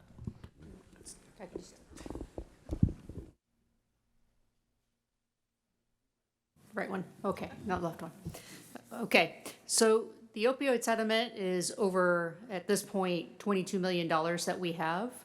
Now, that doesn't mean we get 22 million over, every year, but that is the pot of money that we have at this point. And there are several rules that go with it, but what we've been successful at this year is we hired an opioid coordinator, which has allowed us to figure out what uses we could actually use for it and get approvals from the state. So basically, it's almost $500,000 a year that we'll be able to use towards co-response, and we've already gotten that approved through the settlement funds. So our intention is to do that for at least the next 5 years. So this isn't just a one-time thing. We didn't want to do something that was just one time. We wanted to make sure that we were finding ways that we could sustain this. So basically, that pays for our two co-response officers, and that part of that sergeant position, and that is at $500,000. It's almost $500,000. It's about $480,000, I believe, is the exact number. And like I said, that we know we can sustain that for at least the next 5 years with the use of the opioid funds. And that is also part of that opioid coordinator comes out of the opioid funds for her salary as well. So that has been part of our plan to strategically be able to use the opioid funding. And then in terms of the parking revenue, we are over hiring by 3 for our parking enforcement, which has resulted in we're already seeing a significant increase in parking revenue. So it pays for those positions, those overhire, and that additional parking revenue, which, as we know, has been something that the community has really wanted. It's not about the revenue generation, it's about the actual enforcement of time parking and all the other pieces that we've seen.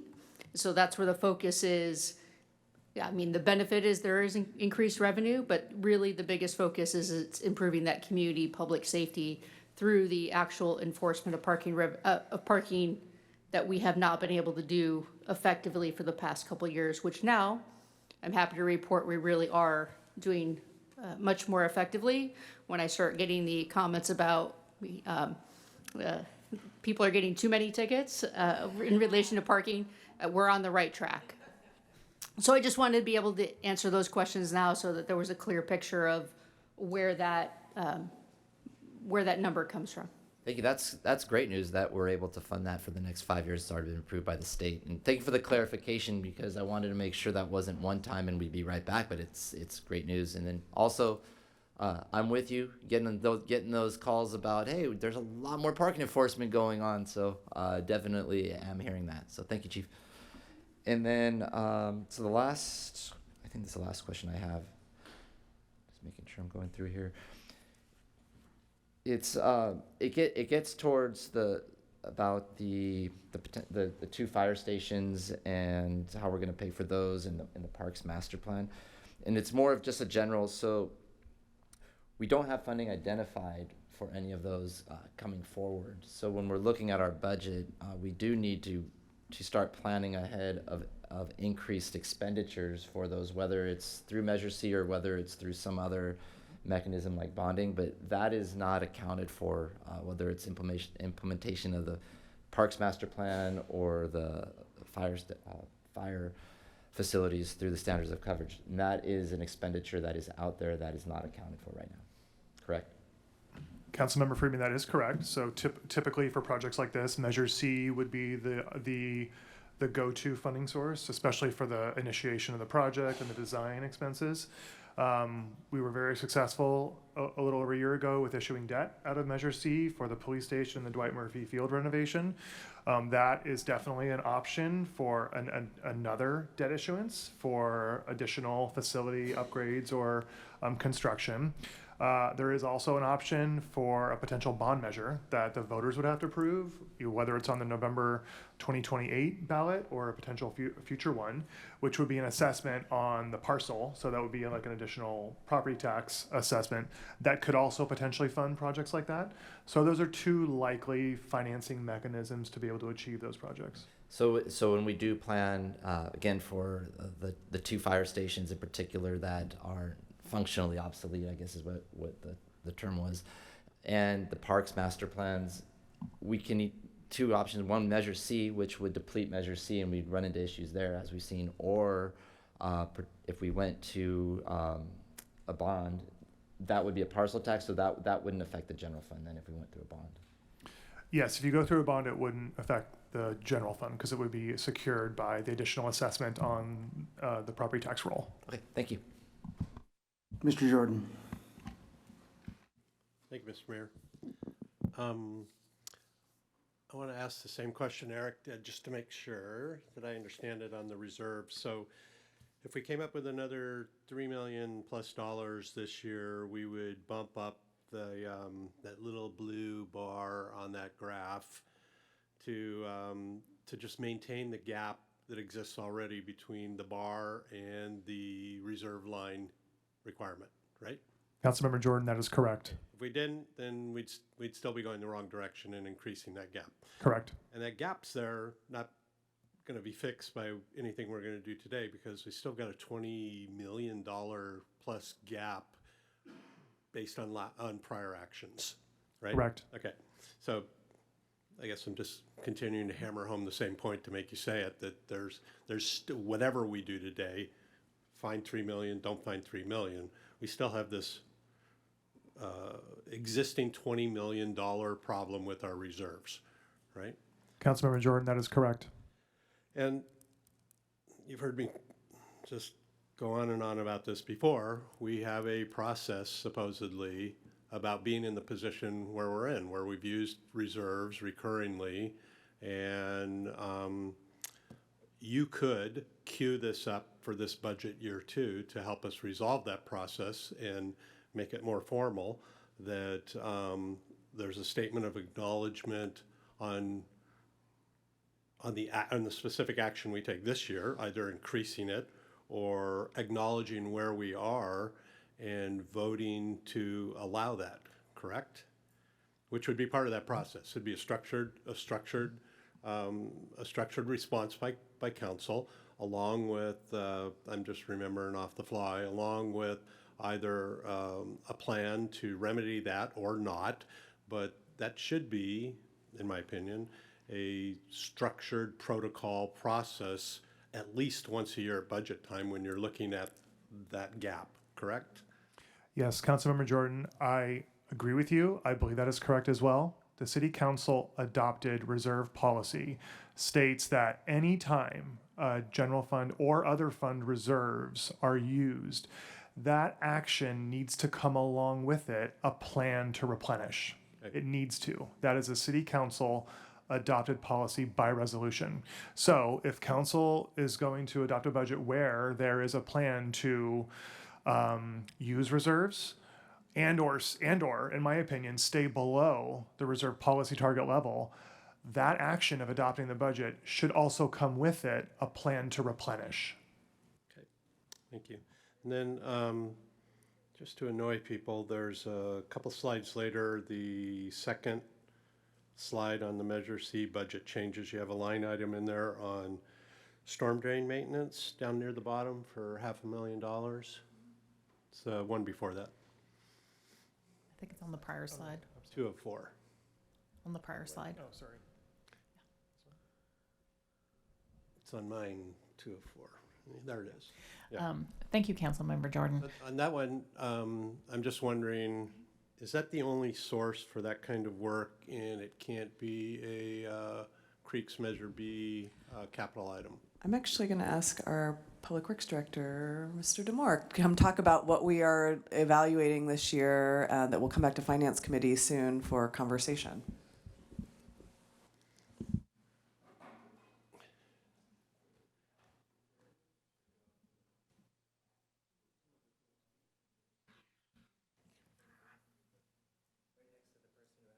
There you go. It's better you than the Parks and Rec Director sneaking up behind me. All right. Well, thank you, Councilmember Jordan. Regarding the drainage, I'll give a little bit of a broader answer to get started on this. And the reason we have the adjustment here is because originally when we went into the current fiscal year, we had enough carryover funds in drainage that we thought we were going to be okay in FY27 as well.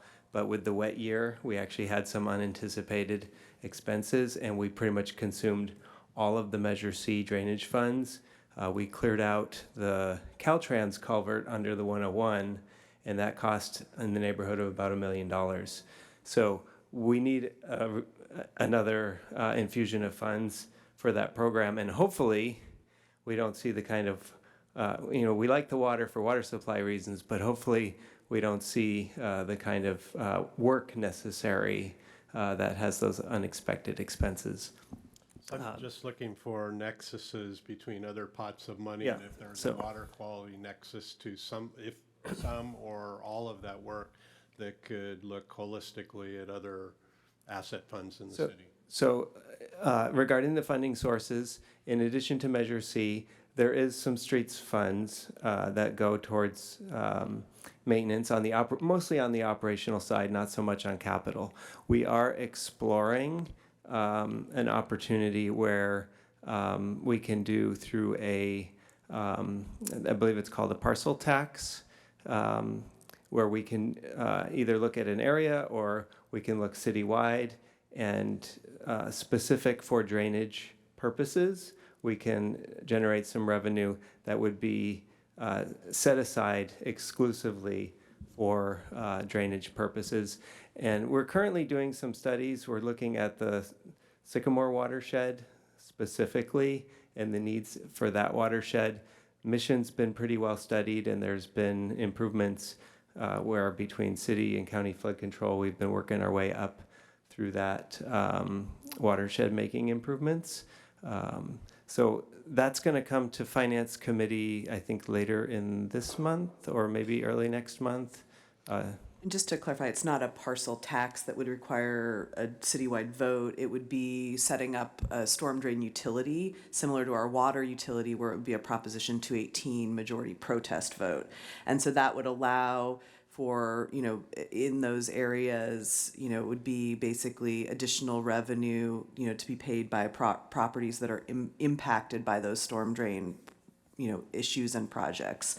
So it's a way to basically so that we're not depleting our creeks funds, but then we're also sort of sharing in the costs of doing those storm drain projects so that Measure C no longer has to pay for them. Thank you for finally mentioning Measure C and creeks. Yep.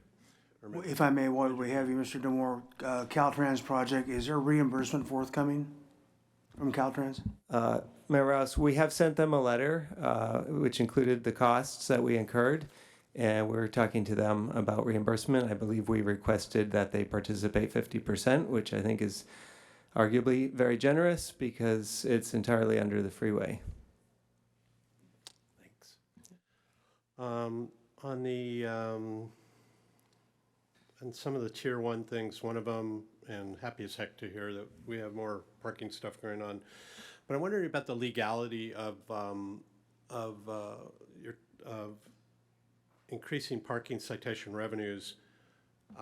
If you can target citation amounts in one area for the same infraction, but not in another area. So the example I will use would be increasing a fee in the downtown corridor and side streets, so say the downtown business district, but not increasing a fee in the highly dense east and west side for street sweeping.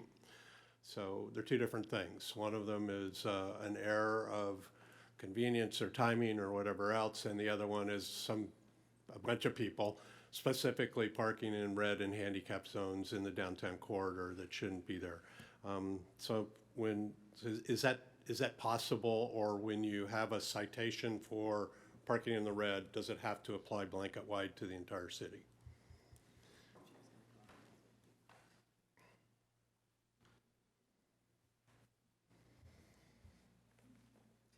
Welcome back. Thanks, appreciate that.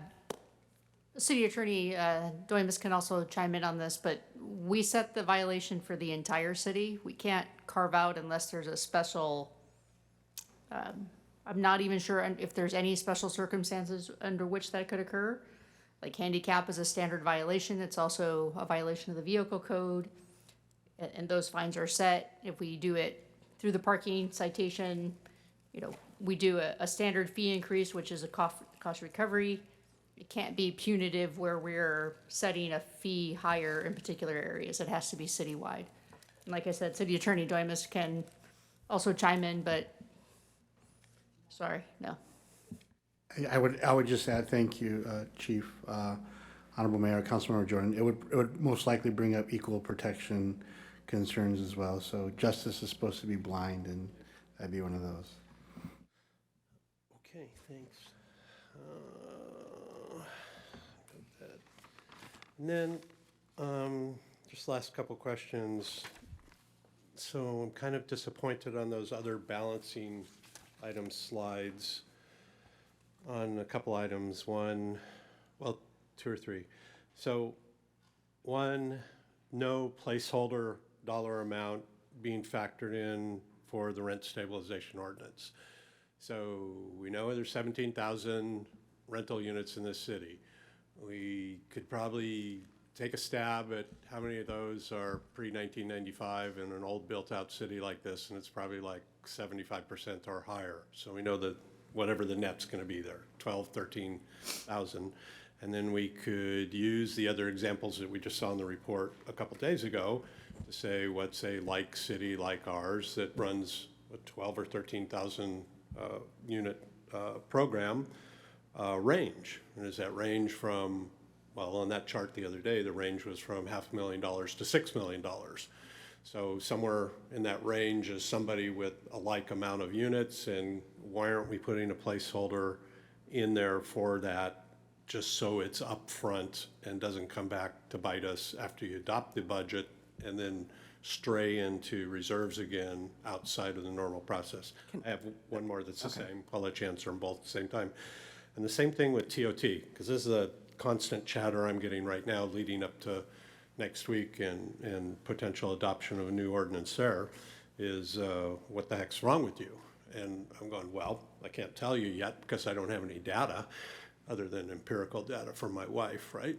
But so you could take a GIS, and this is a festering problem, as you and I know, Keith, because we talk about this all the time. You could GIS either the coastal zone or the inland zone, take the resulting generated report of either parcel numbers or addresses, and then compare that to the 12 that are, or 20 that are legally permitted in the inland, and then figure out what they're paying right now and deduct that from what you're collecting right now, and you'd have a number. And you could do the same thing in the coastal zone, get that data and compare it to who's legally paying right now versus,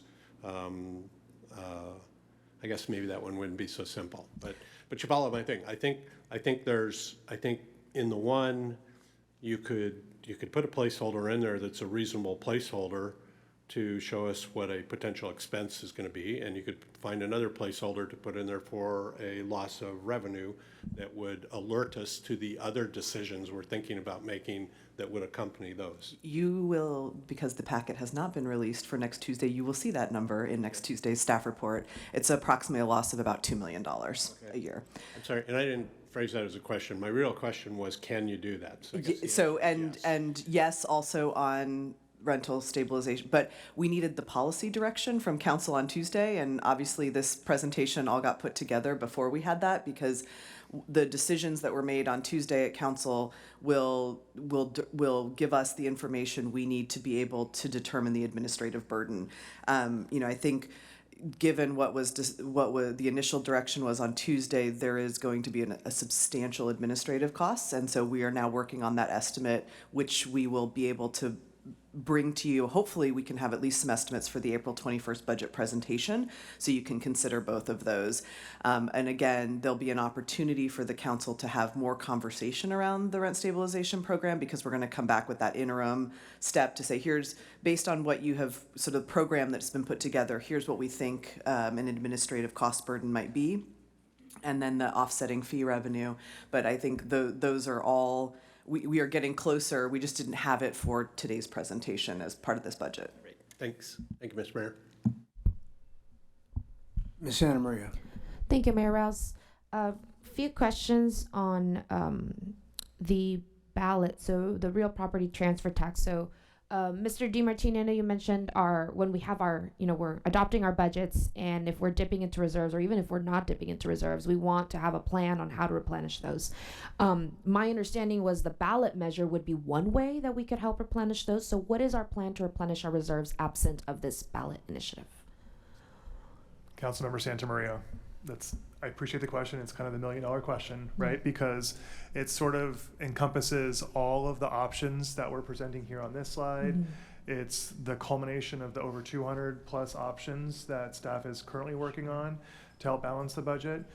Just because staff is now recommending not pursuing a potential revenue measure on the November 2026 ballot does not mean that we should continue to analyze and research potential revenue measures. It just means that given the circumstances that we are in right now with this particular measure, staff is not recommending it at this time. And we're also seeking council direction, right? As I mentioned earlier, the majority of these budget balancing options are temporary. So we will find ourselves having the same conversation next year about challenges and ways in which we can balance the budget. So we are really seeking council's direction about other options, other more structural, long-term solutions about how we can balance our budget, and we want to work very closely with you on that. Thank you, Mr. DiMartini. Can we speak a little bit to the second to last item in this slide? Says partially defer general fund reserves allocation to local housing trust fund. So how this says temporary. How temporary is that? So what we are proposing here is that we sort of defer this at this point. So right now, if we deferred this, there would still be $4 million going to the Local Housing Trust Fund and the Flexible Housing Fund. And what we would recommend is we come back as part of the mid-year budget process and see where we are in terms of revenue and expense, and see if there's an opportunity to contribute more to Local Housing Trust Fund or not. based on prior council policy direction. So at this point, there's still $4 million going into housing. We're just saying let's postpone this additional $1 million and see where we are at mid-year. Obviously, as you just indicated, we're still depleting reserves and well below our reserve level. And so we're just trying to figure out how do we just compromise on some of these very important, there's a lot of competing priorities that the council has, and so trying to be balanced across them, whether we're still trying to achieve the policy direction of the council, but also balancing the budget. Thank you, Ms. McAdoo. So I don't know if I quite heard the answer, but do you know how for how long, how many years are we thinking of deferring this, or are we just planning for this next upcoming fiscal year for our upcoming budget? The council only gave us direction to put that additional $2 million in for 2 fiscal years. Right. So this is, excuse me, this is the second year of that. So if at mid-year we're looking worse in terms of our budget balancing situation, staff might recommend we don't put this $1 million in at all. But if we're looking better, we may say, okay, let's go ahead and do that. So I think it is a fiscal year specific because the council had specifically said the $2 million from reserves for 26 and 27 and not on an ongoing basis. And so so it would be just within this year we would make those recommendations to council. Okay, thank you so much. I want clarification on this because I don't know if maybe I misunderstood it, but when we were talking about the general fund reserves not the general fund reserves, excuse me, the reduction into the contribution to the local housing trust fund, I think I understood something about our ballot measure potentially being one way that we could backfill that, but we're not doing the ballot measure anymore. So maybe it's too early to determine how else we could help replenish what we don't put into the local housing trust fund. But do we have anything on that? Not yet. I mean, I think that's, there is still $3 million going into the local housing trust fund, or actually, sorry, $2.5 million that would go into the local housing trust fund this fiscal year. But we need some time to be able to figure out what are some longer term options. We have talked, I think when we brought the enhanced infrastructure financing district conversation to council, we did talk about not doing that, but looking in a couple of years, there will be additional Measure C revenue that is available once the police building construction is done. That is one option to look at sort of ongoing contributions to housing development or potentially issuing more debt service against Measure C revenues to have a bucket of capital dollars to build housing. So that's not included in this presentation, but it is a conversation we've had with council before. If I can just add, Councilmember Santamaria, if you look at this slide, again, this was the plan for the Measure I allocation for the first 2 years of implementation. When we bring next year's two-year financial plan, the fiscal year 2028 and 29 financial plan, we will go through this analysis again with council. So that's another opportunity for the council to give direction to staff about how Measure I is to be allocated for all these services as well. Okay, thank you both. Let me see, just a couple more questions. I'm not finding the slide, but there was a slide here that talked about moving some of the some community grant programs to the Housing Flex Fund. I'm forgetting the slide. I can't find. Oh, this one, right? It's this one. Okay. The human service program contracts, are those housing related, or are those some are? Some are, so not all. Not all. Okay. Is staff recommendation where it says reassign 50% of these expenses, would that just be the human service program contracts that are for housing, or would that be for others? Or I think we would look at it. I mean, this would also be sort of a bridging mechanism. So I think the council could make a policy decision that because of the shortfall in the general fund, we want to use those housing dollars to fund the community service or the human service grants. There's a lot of different programs in there. There's homeless service grants, there's housing grant, there's a whole host. So I think we try to pick out those contracts that are most sort of directly correlated with housing related uses that would be funded through the housing fund. Thank you. If we can go to slide 21. So talking about the third to last one, so police cost reimbursement for special events, opioid settlement utilization. First of all, I mean that news that we have that funding potentially up to 5 years is huge, because we understand what a critical need that is here. I was looking through our attachments, and so the police cost reimbursement for special events, I saw Old Spanish Days, right? That's often one where we have police go out, and it had like a line number for overtime. Do we get that reimbursed from Old Spanish Days, or how does that work? I don't know if the chief wants to come talk, but the city does provide a contribution to Old Spanish Days to support event costs, but that does not cover all of the city's costs associated with street closures, police overtime, but I'll let the chief respond. So Old Spanish Days is one such example because it's the biggest and most expensive, but we don't get reimbursed for any of the overtime to provide public safety, just like Public Works doesn't get reimbursed for all of their time that it takes for them to set up barricades and that type of thing. So it's not just public safety, but that is the biggest one when it talks to the level of overtime that it takes. And we're only successful with it because we also have great neighbors and outside agencies that provide mutual aid. But no, we don't get reimbursed. Just like, take for example, the film festival, Milpas Parade. I'm trying to think of the biggest ones that are city type of sponsor, Solstice. So you could go down a big list, but all of that overtime comes out of the general fund and out of our budget. It's not something that we get reimbursed for when it is city quote unquote sponsored events. Got it. Thank you so much. One follow-up question while we have you here, Chief, and thank you for that. Or I'm not sure if the question is for you, but for any of our staff, where it says police cost reimbursement for special events, if we don't get, like, what does that cost reimbursement look like if we don't get the reimbursement for salaries or? So I think what we would do is we would pursue conversations with each of those special event organizers to see if there is an opportunity to bill them for more of the reimbursement costs. I can tell you that a lot of them will probably say they don't have the money to pay for all of it. So is there some additional cost sharing that could be negotiated with those different special event providers? Got it. So that one's not a done deal. That one is something we're in conversation. Okay, great. I think that's great. Thank you so much, Chief. Final question, slide 26. Says mayor and council member salary adjustments. There's no number on that. I was just, if we give direction, I'm not sure what we're giving direction on. Decreasing, increasing salary. I'm trying to figure out what it is. We're at, I guess the what we're seeking is, do you want us to bring back some ideas or suggestions around what that could look like? So last year the council had a salary decrease. We don't know yet what the number will look like for this year. If it is an increase that's proposed in the council salary, by charter you have to take that, but then you could either donate it back, or there's other ways that the council could reduce that cost impact so that there's not an increase this year. So I think that that would be where we would look for direction from council. Do you want us to, once we know what that potential increase is, come back with some options for the council to explore? Okay, thank you. And when would we have the numbers for that?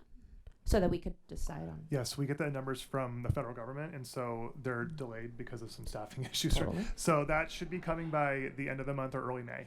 Okay. Thank you all so much. That's all my questions. Thank you, Mayor.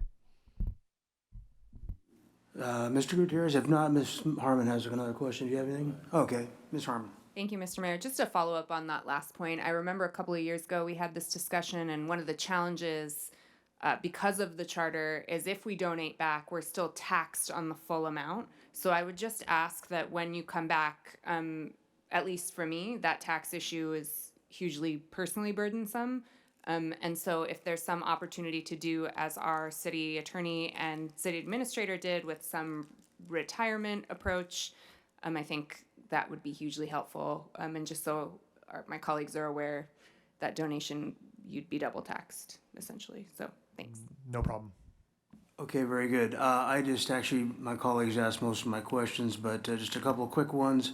On the slide 20 with the police budget, I just wanted to see, we talked about the outreach workers and that kind of thing. But it also says about positions being held open. Are those sworn positions that are being held open, or are those other staff like embedded outreach workers? In other words, do we have our full complement of sworn officers budgeted. Mayor Rouse, Ms. I Glusak? believe that the majority of sworn positions, well, I know there are still vacancies in sworn and unsworn. You wanna add- I just wanted to ensure that we were budgeted as we look at these other. So most of the sworn positions are budgeted for. We have a handful that are frozen, so the positions are still there, but there isn't any funding for them. And the reason for that is because of the vacancy rate within the department. So that was a mechanism to help balance the budget in prior years that we're holding on to. We have, as you saw on the Measure I slide, funded again, not refunded, but funded again the 3 of those positions. I believe Chief wants to say something. Chief. It still includes the 3 that were held as part of this budget cycle. So I just want to make that clear. As part of this 2-year budget cycle, there were 3 positions that were held that we cannot hire for, and those continue to be held as part of this budget presentation, so. And the authority's not there to hire them at this time? Correct. Okay. So there's not additional positions being held in terms of sworn, but the 3 that were held as part of the original 2-year cycle are still being held. Thank you. All right, thank you, Chief. And then my last question is about the PD station, slide 15. Yeah, the $12 million. Is that capital? Is that debt service? Is that from either overrun or change order on the project? Mayor Rouse, thank you for that question. So that amount represents the additional Measure C cash that is required for the completion of the construction of the project. The debt issuance, when we went out to issue debt, was primarily for the budget for the construction contract itself.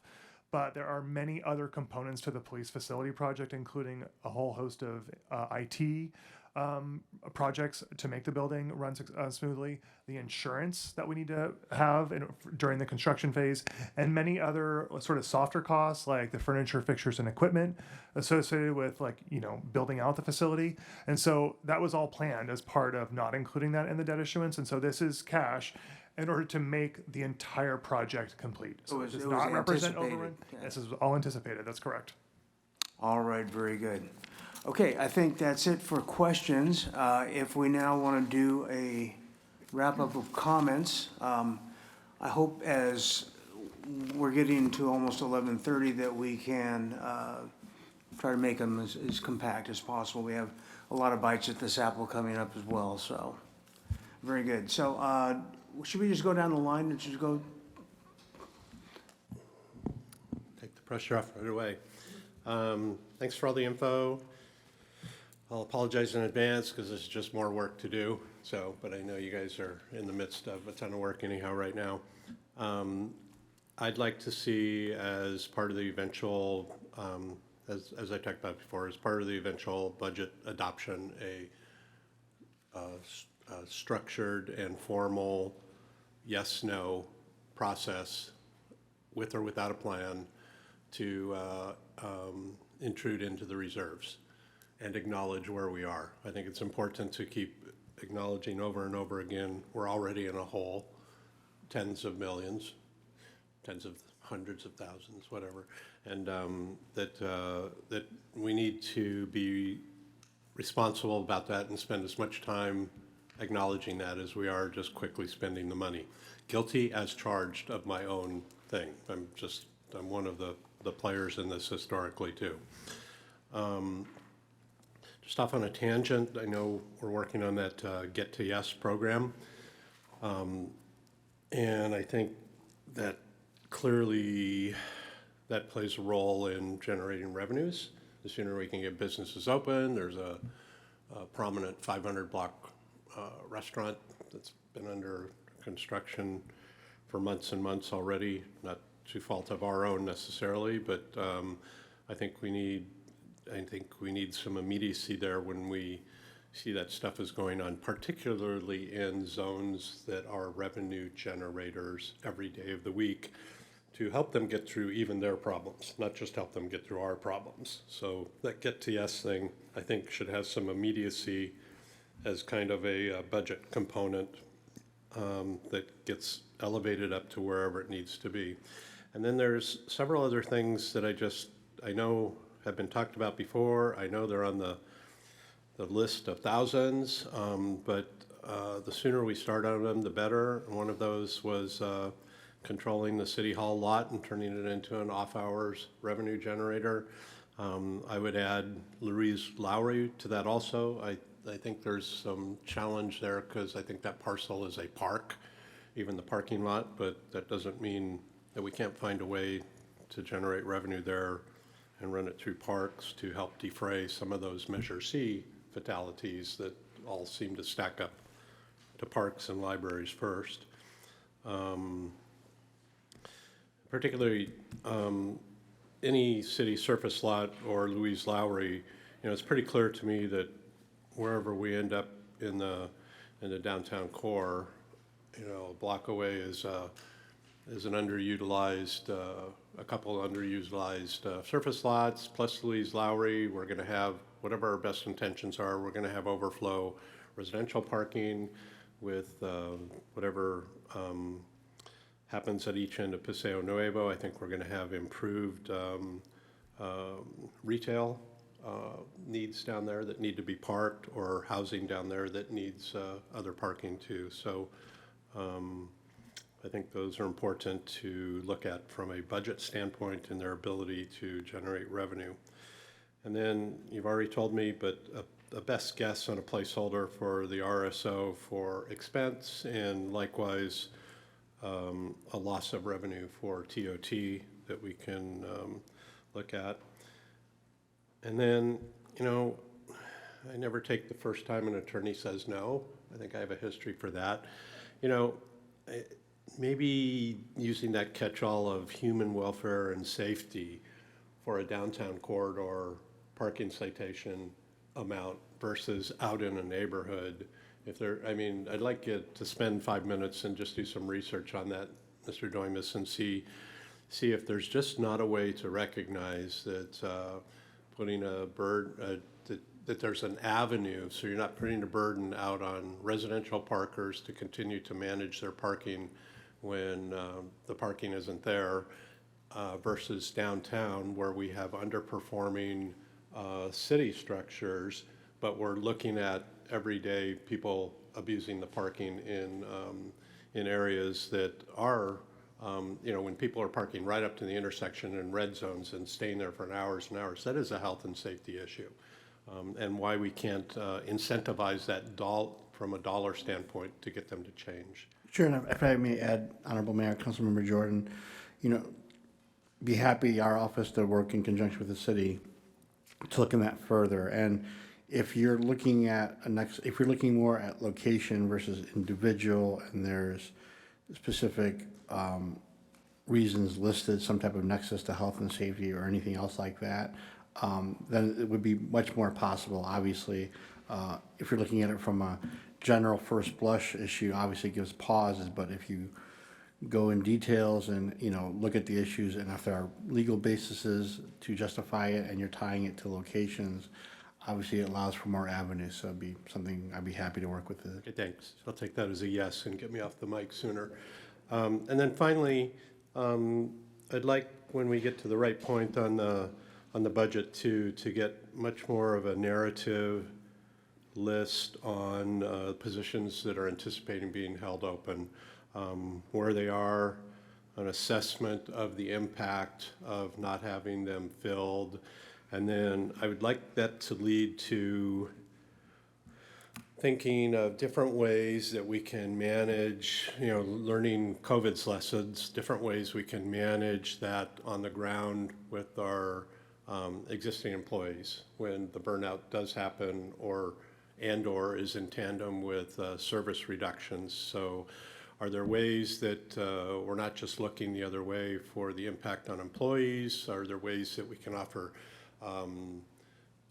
temporary PTO days that are built into when your unit starts working at 80% staffing, but you have to do 100% of the work? So can we build in other PTOs on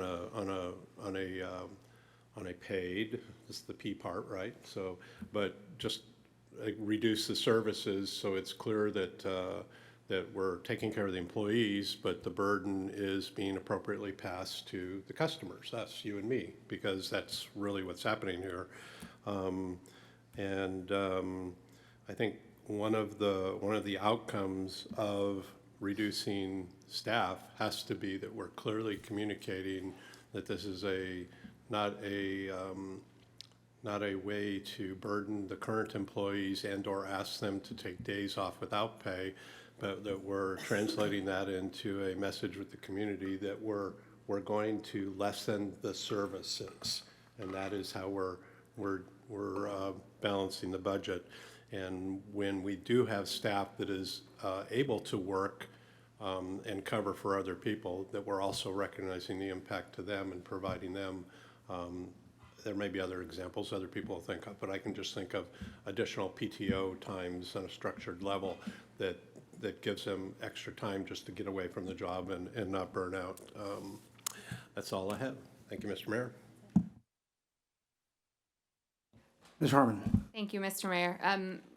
As Councilmember Jordan said, there's so many opportunities for this conversation, so I'm just going to make 3 hopefully very brief points. I want to start on the parking suggestion by Councilmember Jordan because I can't help myself.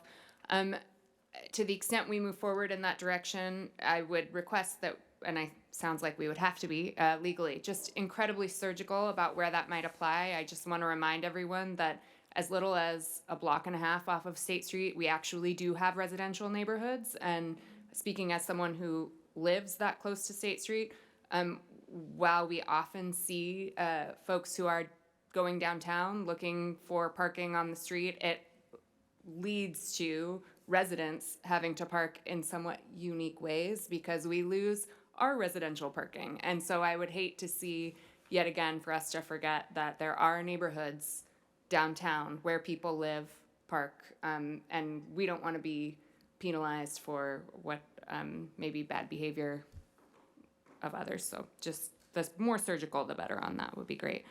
My other 2 sort of broader philosophical points. First, on the reserve policy, I agree, Councilmember Jordan, that is an imperative that we have that really explicit conversation, certainly more than yearly, at least every time there is an allocation made that's outside of the budget. But I continue to believe, and as Councilmember Jordan did, I take my fair share of responsibility for this.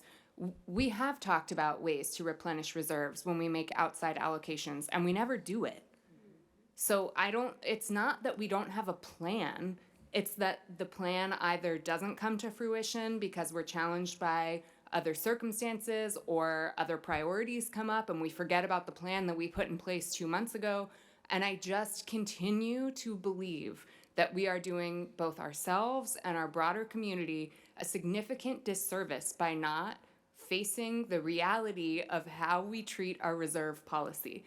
It may be good practice to keep reserves at 25%, but if we never do that, and if, even when we set a plan, we don't actually ever follow through with that plan, what is the value of the policy? I don't think it's intellectually honest. And I think that it's a real risk if that's how we continue to operate, with the thinking that we have a 25% reserve policy or that when we dip into it, we'll have a plan. We have the policy, we've always set plans, and we really don't follow through with them. So I think we need to have honest conversations about what our policy actually is. What is our red line in terms of reserves? 25% is not it, because we haven't been following it. So, excuse me, I will yet again just continue to harp on this, but I think that it would behoove all of us to think very critically about what our real red line is for reserves. If we don't do that, I continue to believe the slippery slope that we are on will only get worse. And then we will find ourselves in a position where there is a real emergency and we don't have the reserves that we think we do because we've been operating in this sort of in-between world, acting like we do have a policy when really we don't have any guiding principle whatsoever with regard to reserves, at least not by our actions. So I'll leave it at that. And then the last piece that I want to bring up is maybe somewhat related, and Ms. McAdoo, we touched on it during my questions. I really struggle to figure out how to place this budget in the context of where we want to be from an employee compensation philosophy perspective. And I think that's a conversation that we certainly are still having and still need to have, but where we are in terms of market leadership and salary negotiations just feels quite a bit divorced for me from, and I realize in part it has to be, but I do wonder where sort of that intersection is. Are we 5% above market? Are we aiming for 15%? Whatever it is, or not, and how does that fit into the budget? It's just a question that I still struggle with, and I don't know at what point there's an opportunity to have a conversation about our philosophy, and really to nail down what that looks like, and then to be able to layer that on top of our budget, at least for me, would be very helpful. So those are just sort of the things I'm thinking about, and then more specifically in the minutia, I appreciate all that my colleagues have brought up in their questions and Councilmember Jordan's comments, and agree with most of them. Thanks. Ms. Sned. Thank you. So I think this is very helpful to have the workshop and appreciate it. I'm really appreciating that you included in the attachments the strategic plan, because so often what we're talking about is the differences in where we're making adjustments, and the strategic plan really helps us see, I mean, the things that are happening within the city are impressive, and it's really important that as we're looking at some little thing, not that anything's little, but something that might drop off or be adjusted, that it's very reassuring to see all of the things that are continuing. And I really encourage members of the public to look at attachment 1 as we're talking about smaller areas of adjustment. I found that really helpful. I think I'm just going to be very specific because this is the chance to line item things, and then I know we'll have another chance to look at it again. It was also helpful that we got our binders all printed out with the whole year, because again, what we're focusing on today are adjustments, and some things like, for instance, this Measure I figure on slide 8 is really eye-opening, because Measure I came through, so we did pass something, and we did generate new revenue, and then here we are again looking at this reserve balance issue, not making the plans we need to make. And I'm just going to make this point now. The first Measure I funds that we allocated through came to us as a list of positions to sort of immediately fill. They happen to be PD positions. I want to be very clear, I'm not picking on PD here, but we didn't have the whole pie chart, and we didn't have the whole picture of what else wouldn't be funded because of that, or what else would now be called coming from reserves just because it came later in the cycle. I mean, we could just as easily point to any one of the things in the strategic plan and say, oh, that's the thing that's coming from reserves. It's general fund. So it's going to be very tempting to say, oh, the local housing trust fund, that's what's putting us over the edge into reserves. But that's just because we got to approve it later. It wasn't with the whole pie chart. And I actually find this Measure I sales tax allocation shocking, because fire seems to be get left off and kind of forgotten through Measure C, through Measure I, and throughout. And I think if we had seen this whole pie chart at the time, instead of this piecemeal when we did this, the first Measure I allocations, were all those PD positions, which are important, but I didn't know that was 42% of all of Measure I, and now we don't have money to put back into the reserve. And again, not picking on PD, we could easily point to any of the other, but because that came through first, and because the local housing trust fund comes through last, it's tempting to say this is funded by general fund and this is funded by the reserve. And I want to be really, really careful of that. all of these are funded by the reserve because we're over budget. And I just want to highlight when, if Measure I hadn't been adopted by the voters, we would be laying off these positions or making those Absolutely. cuts. And Yes, so, yes. so I think that, and I think it's important to remember that 85% of the general fund budget is staff and salaries. Oh, yes. And I'm not I'm not saying anything other. I'm not saying anything other than that. I'm saying yes, staff, yes, PD, fire, homeless and housing, library, parks and rec, all of it. Yes, I'm not. I'm saying we did bring a new revenue, and we are still falling short, and that is, I'm sure, to the public, to us, to all of us, a disappointment. And I just want to frame everything with, as we talk about what we're letting go of or what we're funding, it's going to come up again when we talk about rent stabilization. It's going to be like, well, this is the thing that's pushing us over. And then I just want to emphasize it's all of the things because they're taken as a whole. Just to lay that out first. So I'm just going to be specific. I think we could hold off on De La Guerra Plaza. That's one of the, for a while. But could we please just replant the grass and put some benches in there? It's been years and years of this plan. I know there's a big debate about the water usage or not. I mean, we water all of Cabrillo Boulevard, grassy areas. I think we could reseed De La Guerra Plaza and have some benches there. Continue to fund the arts. There are all kinds of studies, and recently in the Independent and the county, that the arts don't just build community; they bring revenue. They're essential. It's a big part of our brand. Why people come here, why people live here. Let's keep all that funding. Continue with funding for resilience. I know this is I'm also going to talk about things to cut, but we need to be stepping up the funding for fire. I don't think they have what I would call a fair share of Measure C or Measure I. And it's not just about the fire station. It's, the equipment. It's the other needs through there. It's also funding fire mitigation in neighborhoods that are paying to fund their own mitigation. So I think we really need to be, when we talk about essential services and the vulnerability of communities like fire, I just feel like it's kind of getting a little bit forgotten there. Yes, create local response capacity to supply employees' ability to live in the community. That's words from the document here. So yes to that. Yes to the fire strategic plan. We absolutely still need to identify the ongoing contribution to the local housing trust fund.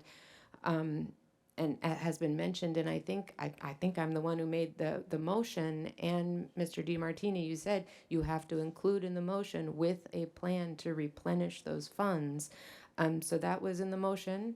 I know that's the plan, but we haven't identified it yet. So we, of course, we have to identify that ongoing funding. So some other specific things.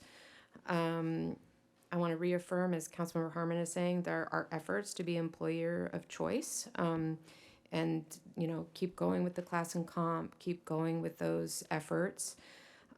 Yes to the co-response funding for police department. Very happy about this, and then I was already happy about it, and then hearing that it could come from the opioid settlement is even better.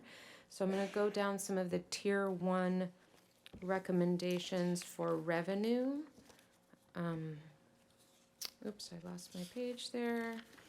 Because yes to some and no to some. So for the revenue generation, yes for all the business development opportunities. Yes for better recapturing costs for CEQA requirements. Yes to increase parking fee penalty in the self-pay lots. I think we could have more penalty. No on installing RV campsites in the waterfront Chase Palm parking lot. And again, I'm sure these will all be discussed, but I just want to list them now too. There's this reimbursement for public safety costs.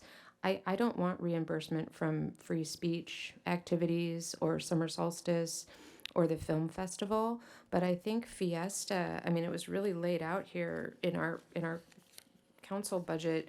We allocate more to Fiesta, and I'm going to call it Fiesta because that's what I would prefer it was called, $98,000, and it's way more than we pay or contribute to Summer Solstice or the film festival.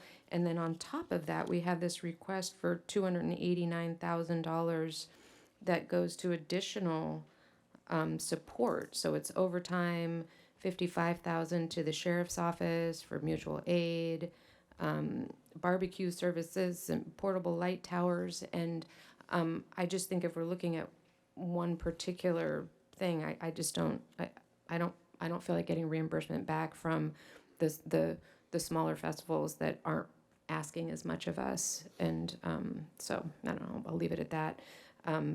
So maybe we just decrease what we are allocating to Fiesta, and maybe instead allocate it to some of the less commercial Fiesta celebrations that are more community generated. And then tax related, no to expanding rentals to generate the short-term rentals for TOT. But if we could increase the TOT on those short-term rentals, I would be okay with that. No to real property tax rate increase. I'm really happy we're not doing the transfer parcel tax. I would like to consider adding a residential vacancy tax, not for this budget cycle, but I'll just keep mentioning that. Again, not just as a cost recovery, but also for just behavior changes there on too, to have those filled. Yes, I like the increased charges for franchise agreements related to public right-of-way. Yes, please, to increase merchandise sales for the library or for the swag is, I think that we would like to have that, and I think it could be nice revenue. Purchasing and supplies, yes to everything on there. I think of course buying from online businesses rather than Amazon or Costco or maybe Costco's okay, but yes to all of those. On the fleet and travel, yes to delaying as long as it doesn't impact safety, operational vehicles. The parking had some questions about there, and the employee related, some to explore. Some of those top ones were about the ambassador schedules. I really don't want to decrease the ambassador schedules. I love them and what they do for the community, and it's really essential that they're sometimes at City Hall, sometimes out in the field or out in the wild, and they're so knowledgeable, and it's a pretty small expense compared to, I think, what the value benefit of that is. No to contracting out services, janitorial, fleet maintenance. I think it's just like our street paving. I think it's just better when we're in-house, and I think there are longer-term savings, but also staff morale, park maintenance, wildland, fire fuel mitigation. Some of those can be augmented, but I think they could be in-house. As Councilmember Harmon mentioned, exploring if that's a benefit to the voluntary 4-day work week. That would be, of course, negotiated, but if that's something that people are asking for and would like, then I'm open to that. The implementing the counter days, 40 hours with counter days open 4 days a week and closed on Fridays. I'm willing to explore that, but I think we need more counter time and open more. So if it means that it's open and those automated services mean when someone walks up to Garden Street door and they can actually open the door and go in and interface, I think that would be great. Whatever would make more hours of that. Same with the lobby to self-service plan viewing. So open to that one. For practice changes, I think most of these we wouldn't really. I think increasing the dollar threshold for accounts payable viewing. That this is your if you're recommending that and you think it can be accurate, then please go right ahead. Expanding the building permit accountability compliance. So some of these I think more details on those practice changes and how much savings comes with them, I think is important for the conversation. Same with the reorganization. I don't think we should centralize communications from all departments to a single department. My first blush on that is no. I think sustainability and resilience does one whole sort of type of of communications, and library does a whole type of communication that has a different feel to it. And I don't know, I kind of like keeping those separate. And again, would want to know what are the cost, relations to this. The revenue generation tier 2 recommendations. I think it is a good idea for a grant writer. I want to say a clear no to increasing the cruise ship program. I don't want that. The taxes and others, these are yes, to relaxing the utility users tax. Employee related, I would say no on contracting out services. Again, it's in 2 different categories. And then there's something here about transition downtown core parking structure, area waste collection to Marlboro contract. This really depends on the cost and if they're guaranteeing it over a certain number of years or if it's going to suddenly cost more. Would really need to know that. And then this other assess city assets for possible sale. I had big question marks. Like what? Like what? Where? Like what? So, open to exploring that. Don't need to answer that now. But those are those. I just wanted to kind of specifically go down those lists. And then there's like the whole list of the human services grants. Keep all of those. I think I would keep them all. They're small amounts that make a huge difference in really important organizations. And I don't think they add up to as much as would make a difference for us. And that is the same with the arts, the community events and festival grants awards. Same. I mean, some of them maybe could be adjusted a little up or down, but not enough that it would make a difference. Attachment 6, I have so many questions on this that I don't want to ask now, but I think in the bigger budget one. But this amount requested of $289,000 for Fiesta support, I think is interesting to me. That I think is worth talking more about. And then I had questions too that I won't ask now, but about the mayor and council office budget versus the, I guess we're putting them all together. The housing and community vitality program budget is all on the same item on attachment 7. And again, I think just looking at the festivals and things, it looks to me like Fiesta just is sort of outsized compared to the others. So I would just point that out. And then some of the other human services programs, I'll make the comment about Casa Cacique, and we can talk more about it, but I'll make the comment. I think when we made the $5 million purchase, it wasn't, to me, that's where the reserves over, like if I was going to point to one thing that I didn't realize was going to cut into the reserves, to me it was that purchase. And then there's another $2 million or something in the operation of it. And I'm, for later discussion at the budget time, I really want to know, like, was it our intention to like purchase the building and all the operations and not get reimbursement from other partners or have other agencies come in too? So like if I were to point to one thing that is unforeseen how that impacted our bottom line, it's that $5 million. Yeah, and I'll just on that one in particular, that is the capital expense, and then the $2 million, I believe, is for capital improvements.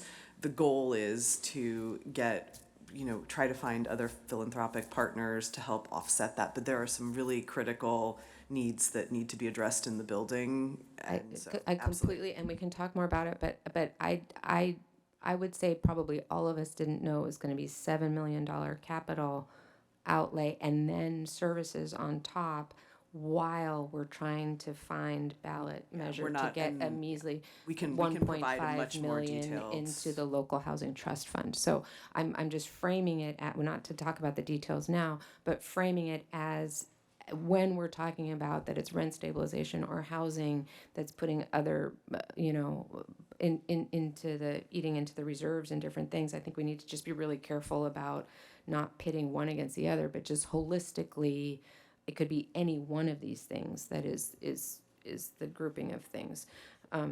So really want to commend staff and the departments for creativity and bringing things forward. I also feel that it shouldn't only be on the departments to come up with these ideas. And I think we as a council need to also be coming up with revenue generating ideas and seeing them through and then putting back into where we wanted to put them. I'm in favor of a residential vacancy tax. I've mentioned that one. And I'm very in favor of increasing in lieu fees for real to meaningful numbers for development for affordable housing. I think there are a number of ways to be funding local housing trust fund as it moves forward, but I can see why we would need to do a delay for now until we have another budget update. I'll leave it at that. Thank you so much. Mr. Gutierrez, you.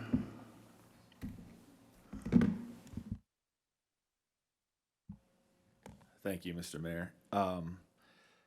So sorry, I don't have my binder with me, and I can't remember the details of the specifics about our parking department and whether or not it's still in the red and costing money to operate. Councilmember Gutierrez, so through the mid-year report in this current fiscal year 2026 for the Downtown Parking Enterprise Fund, it's actually performing in line with the budget, and so it's not adding to its deficit, but it doesn't really have a significant surplus. It is below the reserve policy target level, so there still are challenges within the enterprise fund. The general fund is no longer subsidizing the parking fund. Right. So it just talking about implementing more fees for charging is what brought it up in my mind, because we're the only city in the area that does it, and it doesn't seem like it's really generating the effect that we would want it to. So I would ask if you can do an analysis to see if we don't charge for parking, how much you would perceive the increase in sales tax in that. Because I feel like one of the main reasons why people aren't coming downtown to spend their money is because of parking. And I feel that if it was free, they would have more of an incentive to come downtown and spend their money and therefore raise sales tax revenue. So that's just something I want you all to look into. I feel that, if we go as far as making parking free in Santa Barbara as it is in other communities, and Visit Santa Barbara were to capitalize on that and advertise that come to Santa Barbara, we don't charge for parking, I think it'd be a huge viral hit, to be honest. Just comparing that off of what residents in other cities around the state have said to me.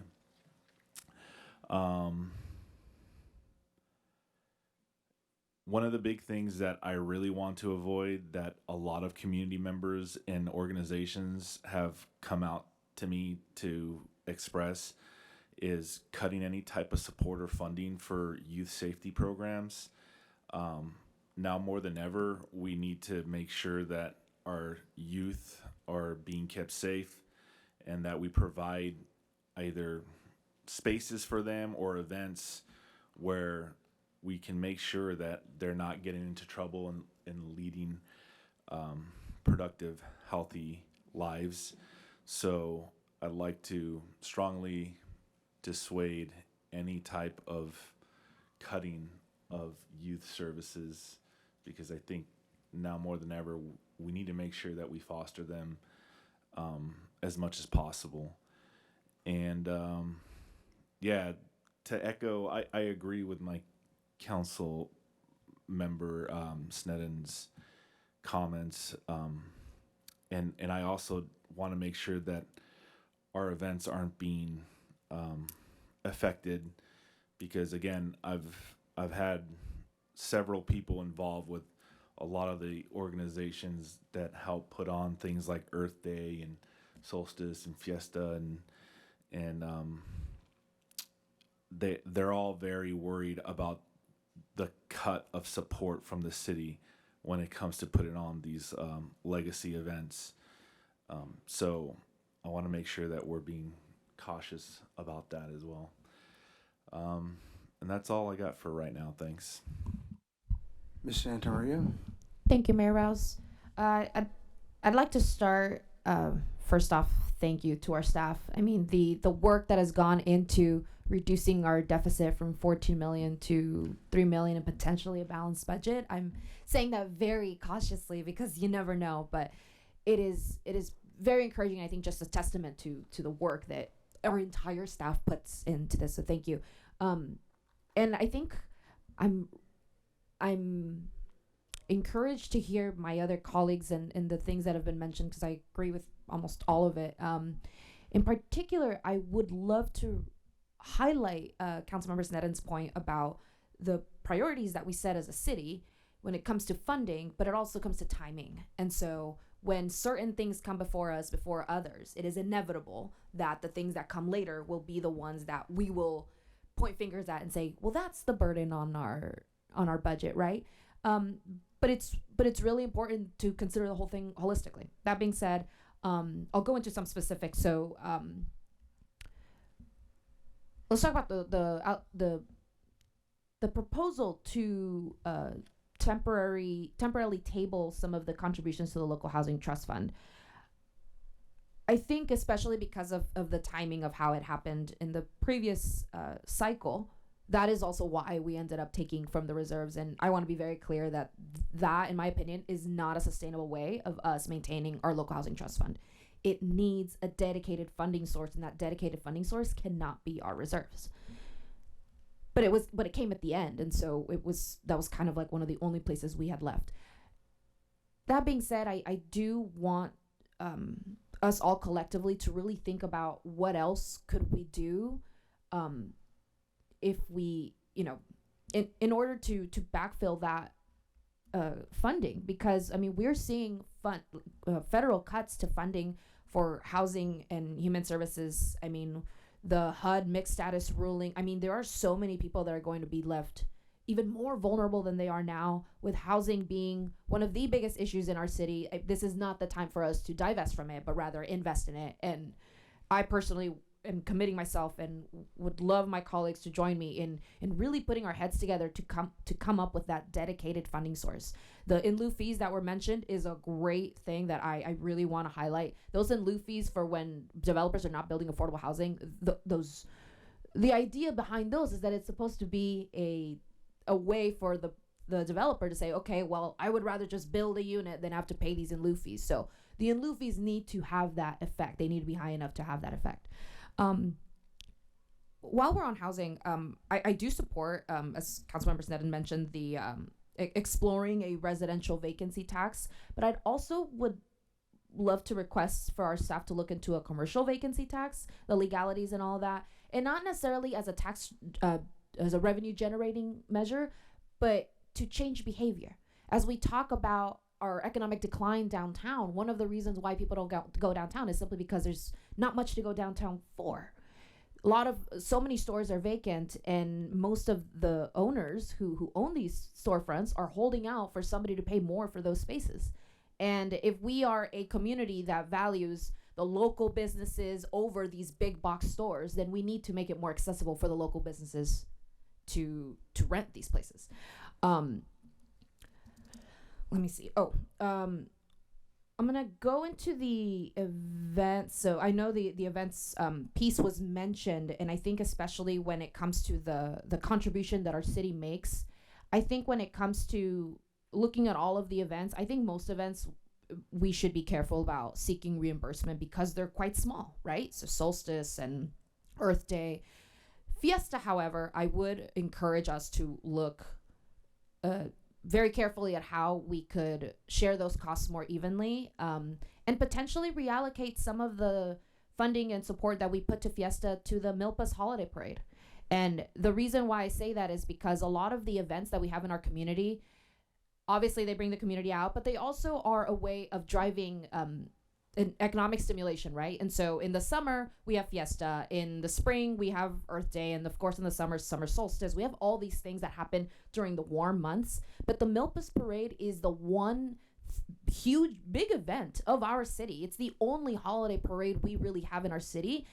during the winter time when a lot of our businesses are at their lowest when it comes to sales. And so I really do I'm not just biased because that's my district, but also because I mean, the Milpas Parade is something that the entire city comes out to celebrate and enjoy, and historically has been one of the events that has had the least support. And so I would really want us to look at balancing where we put a lot more support and resources, such as Fiesta, and maybe finding ways to get them to reimburse for some of those things, help reallocate for some of the smaller events that will help drive that economic stimulation. Really quickly, I'll go through just a couple of the tier 1 recommendations. I want to be very careful about anything that has to do with anything employee related. Of course, that'll go through our bargaining units. But I think when it comes to in general, contracting out is something that I would personally not be for. There's a much greater value. I believe Councilmember Sneddon mentioned this too. There's such a great value to not only maintaining our staff and keeping their morale, we keep the jobs in-house, and making sure that, I mean, if the majority of our budget is salaries, then, I can see how that might be tempting to cut, but these folks keep our services running. On that note, I also want to caution against initiatives where we're trying to use AI to replace city services or employees providing services, again, because I worry about what that effect would be to our bargaining units. Certainly want to make sure that we keep all of our funding for parks, libraries, our youth programs. As far as parks go, I know there's a note in there about increasing the fees that go into renting some of these spaces, and the only note I would add to that is I think we need to be very careful about how we increase those fees, because I already get a lot of requests or concerns from the community that it's already really difficult for your everyday Santa Barbara resident to be able to access and rent these spaces and maybe host a family gathering or a party or whatever it is, right? Or even our nonprofits who are often putting on events for the community that they all benefit from, but it becomes increasingly difficult the more that we are increasing those fees. I understand the need to recoup those costs, but at the same time, we are now putting the burden on often some of the most underprivileged folks, the ones that are, they may not have the funds to go book a much larger venue, but they want to book a park. They want to book Ortega Welcome House, the smaller places. Let me see if there's one more thing.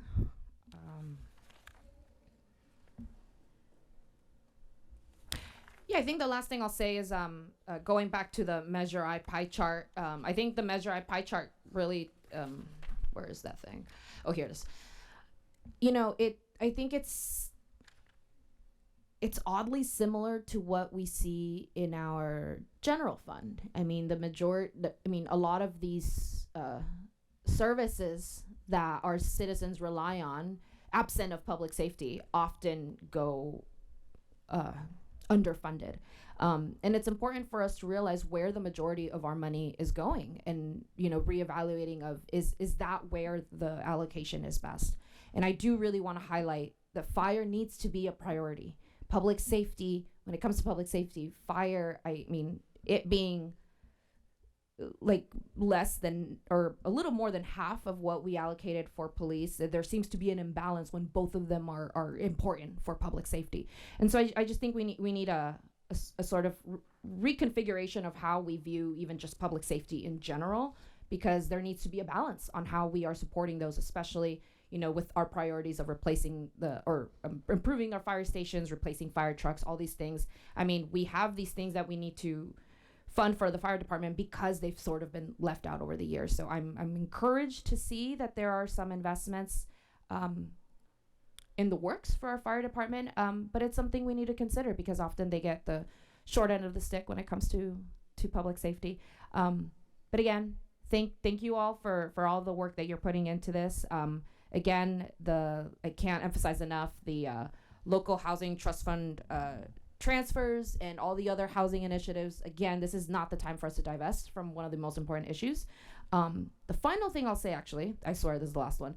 When it comes to the rent stabilization ordinance, and when we're trying to look at the cost of this, and I think it's critical that we are calculating at least an estimate of what that cost is beforehand. I will say that the presentation we got on Tuesday, there were a lot of cities that were used in that comparison that really weren't the best comparison for Santa Barbara. There are definitely other cities that we could look at their rent stabilization programs that are more aligned with what the numbers that Santa Barbara has, the number of units, et cetera. So I'd be happy to work with city staff on just in my own individual research of the cities that I found that are a little bit more comparable. And so I don't necessarily think we need to look at Tuesday's numbers and say, oh, well, it's definitely gonna be between $500,000, $6 million. It could be less, it could be different. And so I wanna open myself up as a resource to collaborate with our staff to really make sure that we have an accurate number and so that we are not over or under budgeting. Thank you, Mayor. Mr. Freeman. Thank you, Mr. Mayor. I'll try to keep this brief. First, thanks to the staff for everyone for putting it together a budget that has made some creative solutions, and we need to focus on the expenditure. I'd like to remind everyone last year that we had a 4-3 vote on the budget. And I am worried that we are heading down a similar path, that we're not focusing and going to be able to make the tough decisions on the expenditure side, because this is still a structural issue. Even if we've been able to take a lot of it away this year, it's still structural. And that's what that's what the focus was last year. That's why we were divided last year. And so one of the things is the reserves. I agree with Councilmember Harmon on the point that if we're not going as a council, and this is, I'm talking to my colleagues, if we're not going to make the tough choices that we need to make on the expenditure side, and we're going to continue to look at just fund it out of reserves and say we want all these things and not have the balance of the revenue and the balance of the expenditures and take it out of reserves, it's going to go exactly where Councilmember Harmon was talking about. 100% agree with you. Where I disagree is that we need to make it a priority because we don't have any reserves anymore. Mr. DiMartini, when he gave the explanation about the reserves on the questions I asked, is the contingency reserve will be gone this time next year. We are essentially into our emergency reserves, and guess what? We don't even have an emergency. We've spent our reserves down going into our emergency reserves without an emergency. And the difference between now and COVID or now and the Thomas Fire is the federal government is not going to come out and bail us out with FEMA or whatever it is. So the contingency will be gone by the end of the fiscal year if we go through this. And that's what that was the big issue last year, and why we had a 4-3 vote, was because we were dipping too far into the reserves, and we tried to come out away with, we spent a little bit less, and we couldn't meet, and we had a split council. And a lot of the fundamentals that led to that vote, I'm hearing again today of that split. So I would hope that we would go back and see what happened last year, and we would get creative and make tough decisions on the expenditures.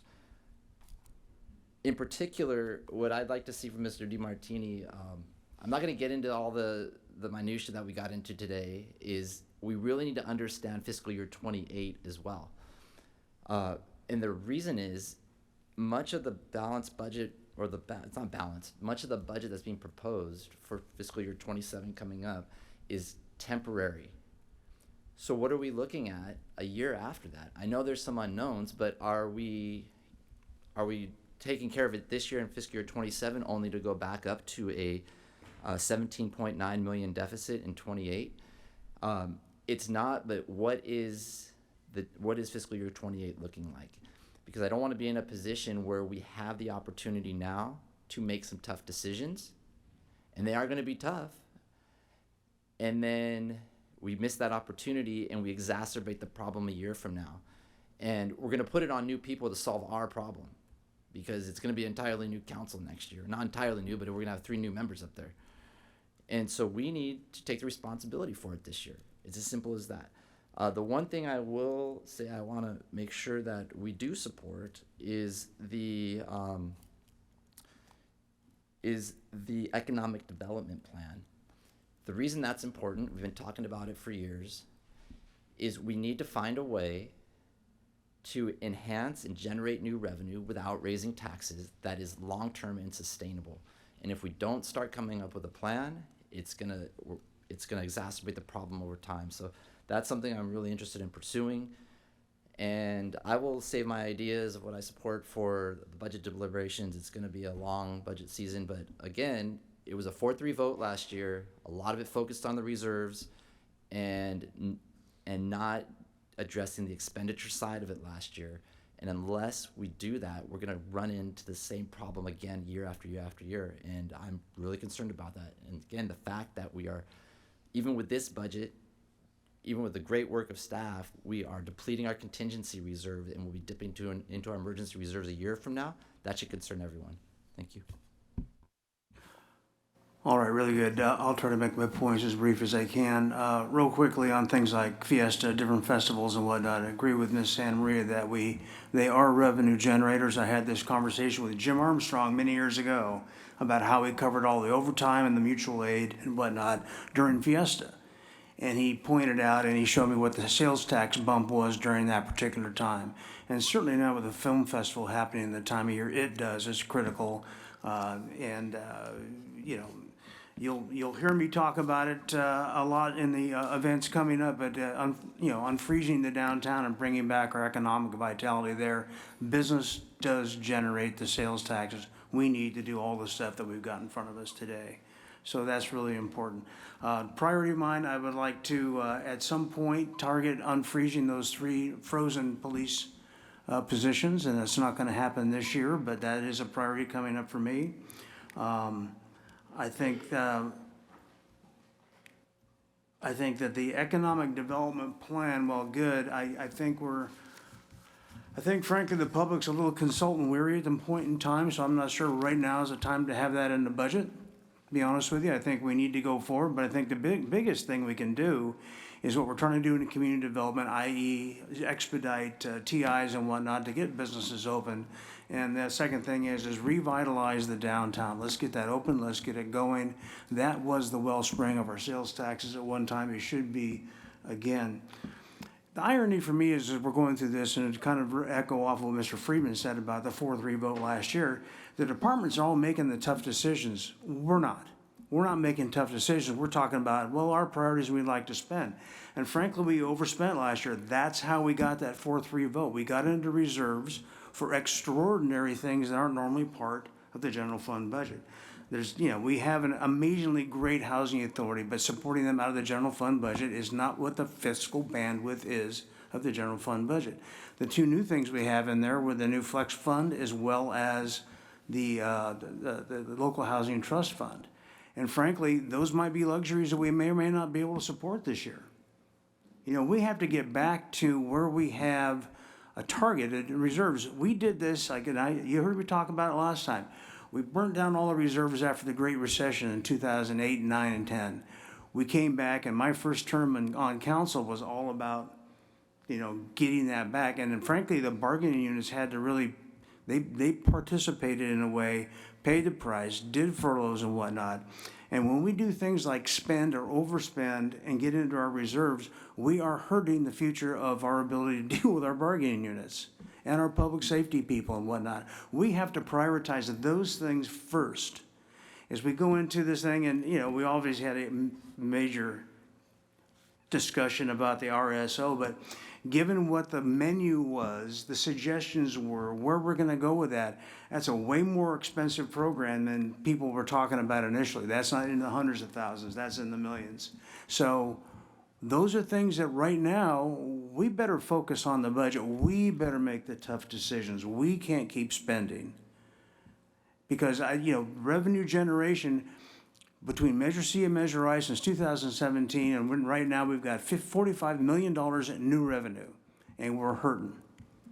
And there's a lot of circumstances are slightly out of our control. I get that. But we need to show the fiscal discipline. We need to pare down. Because there's not, yes, we can do parking fees. Yeah, we can have assessments and whatnot. We're chipping away at the iceberg. We're not really getting there. If we're going to support our public safety, our libraries, and the things that we are, parks and recs, the things that we are tasked to do by the taxpayers, we're going to have to make the tough decisions right up here and not depend on the departments to hand us a platter full of cuts that they're going to make. We've got to do both, and it's going to be tough, and it's not going to be pretty, but I really, really hope that we don't end up with another split vote. I don't think I've ever heard of it anywhere before, certainly never here, and would like to have a consensus budget at the end of the year. And we have the tools to do it sitting right over there. We just need to play along and make sure we do our part. And with that, Mr. DeMartini, I would like to thank you for, once again, an excellent presentation. Mayor, just one, I thought I heard consensus, but just the one thing that we did want to just make sure the council was in consensus that we're taking the tax measure off the table for the fall ballot. I'm seeing Nod of a heads, everyone, is majority that of good? nodding heads. So I just wanted to confirm that so we don't continue to work on it. Yep, I got nods of Got at least nods? 4 of you, so. You got to know from Miss Santa Maria, but I've got 4 nods elsewhere, so. Yeah, no, Okay. okay. So, thank you. But I appreciate it, and thank you all for the comments today. Yeah, thank you. And we have a lot of long and very hard conversations coming, don't we, Mr. Martini? So, thank you. Well done.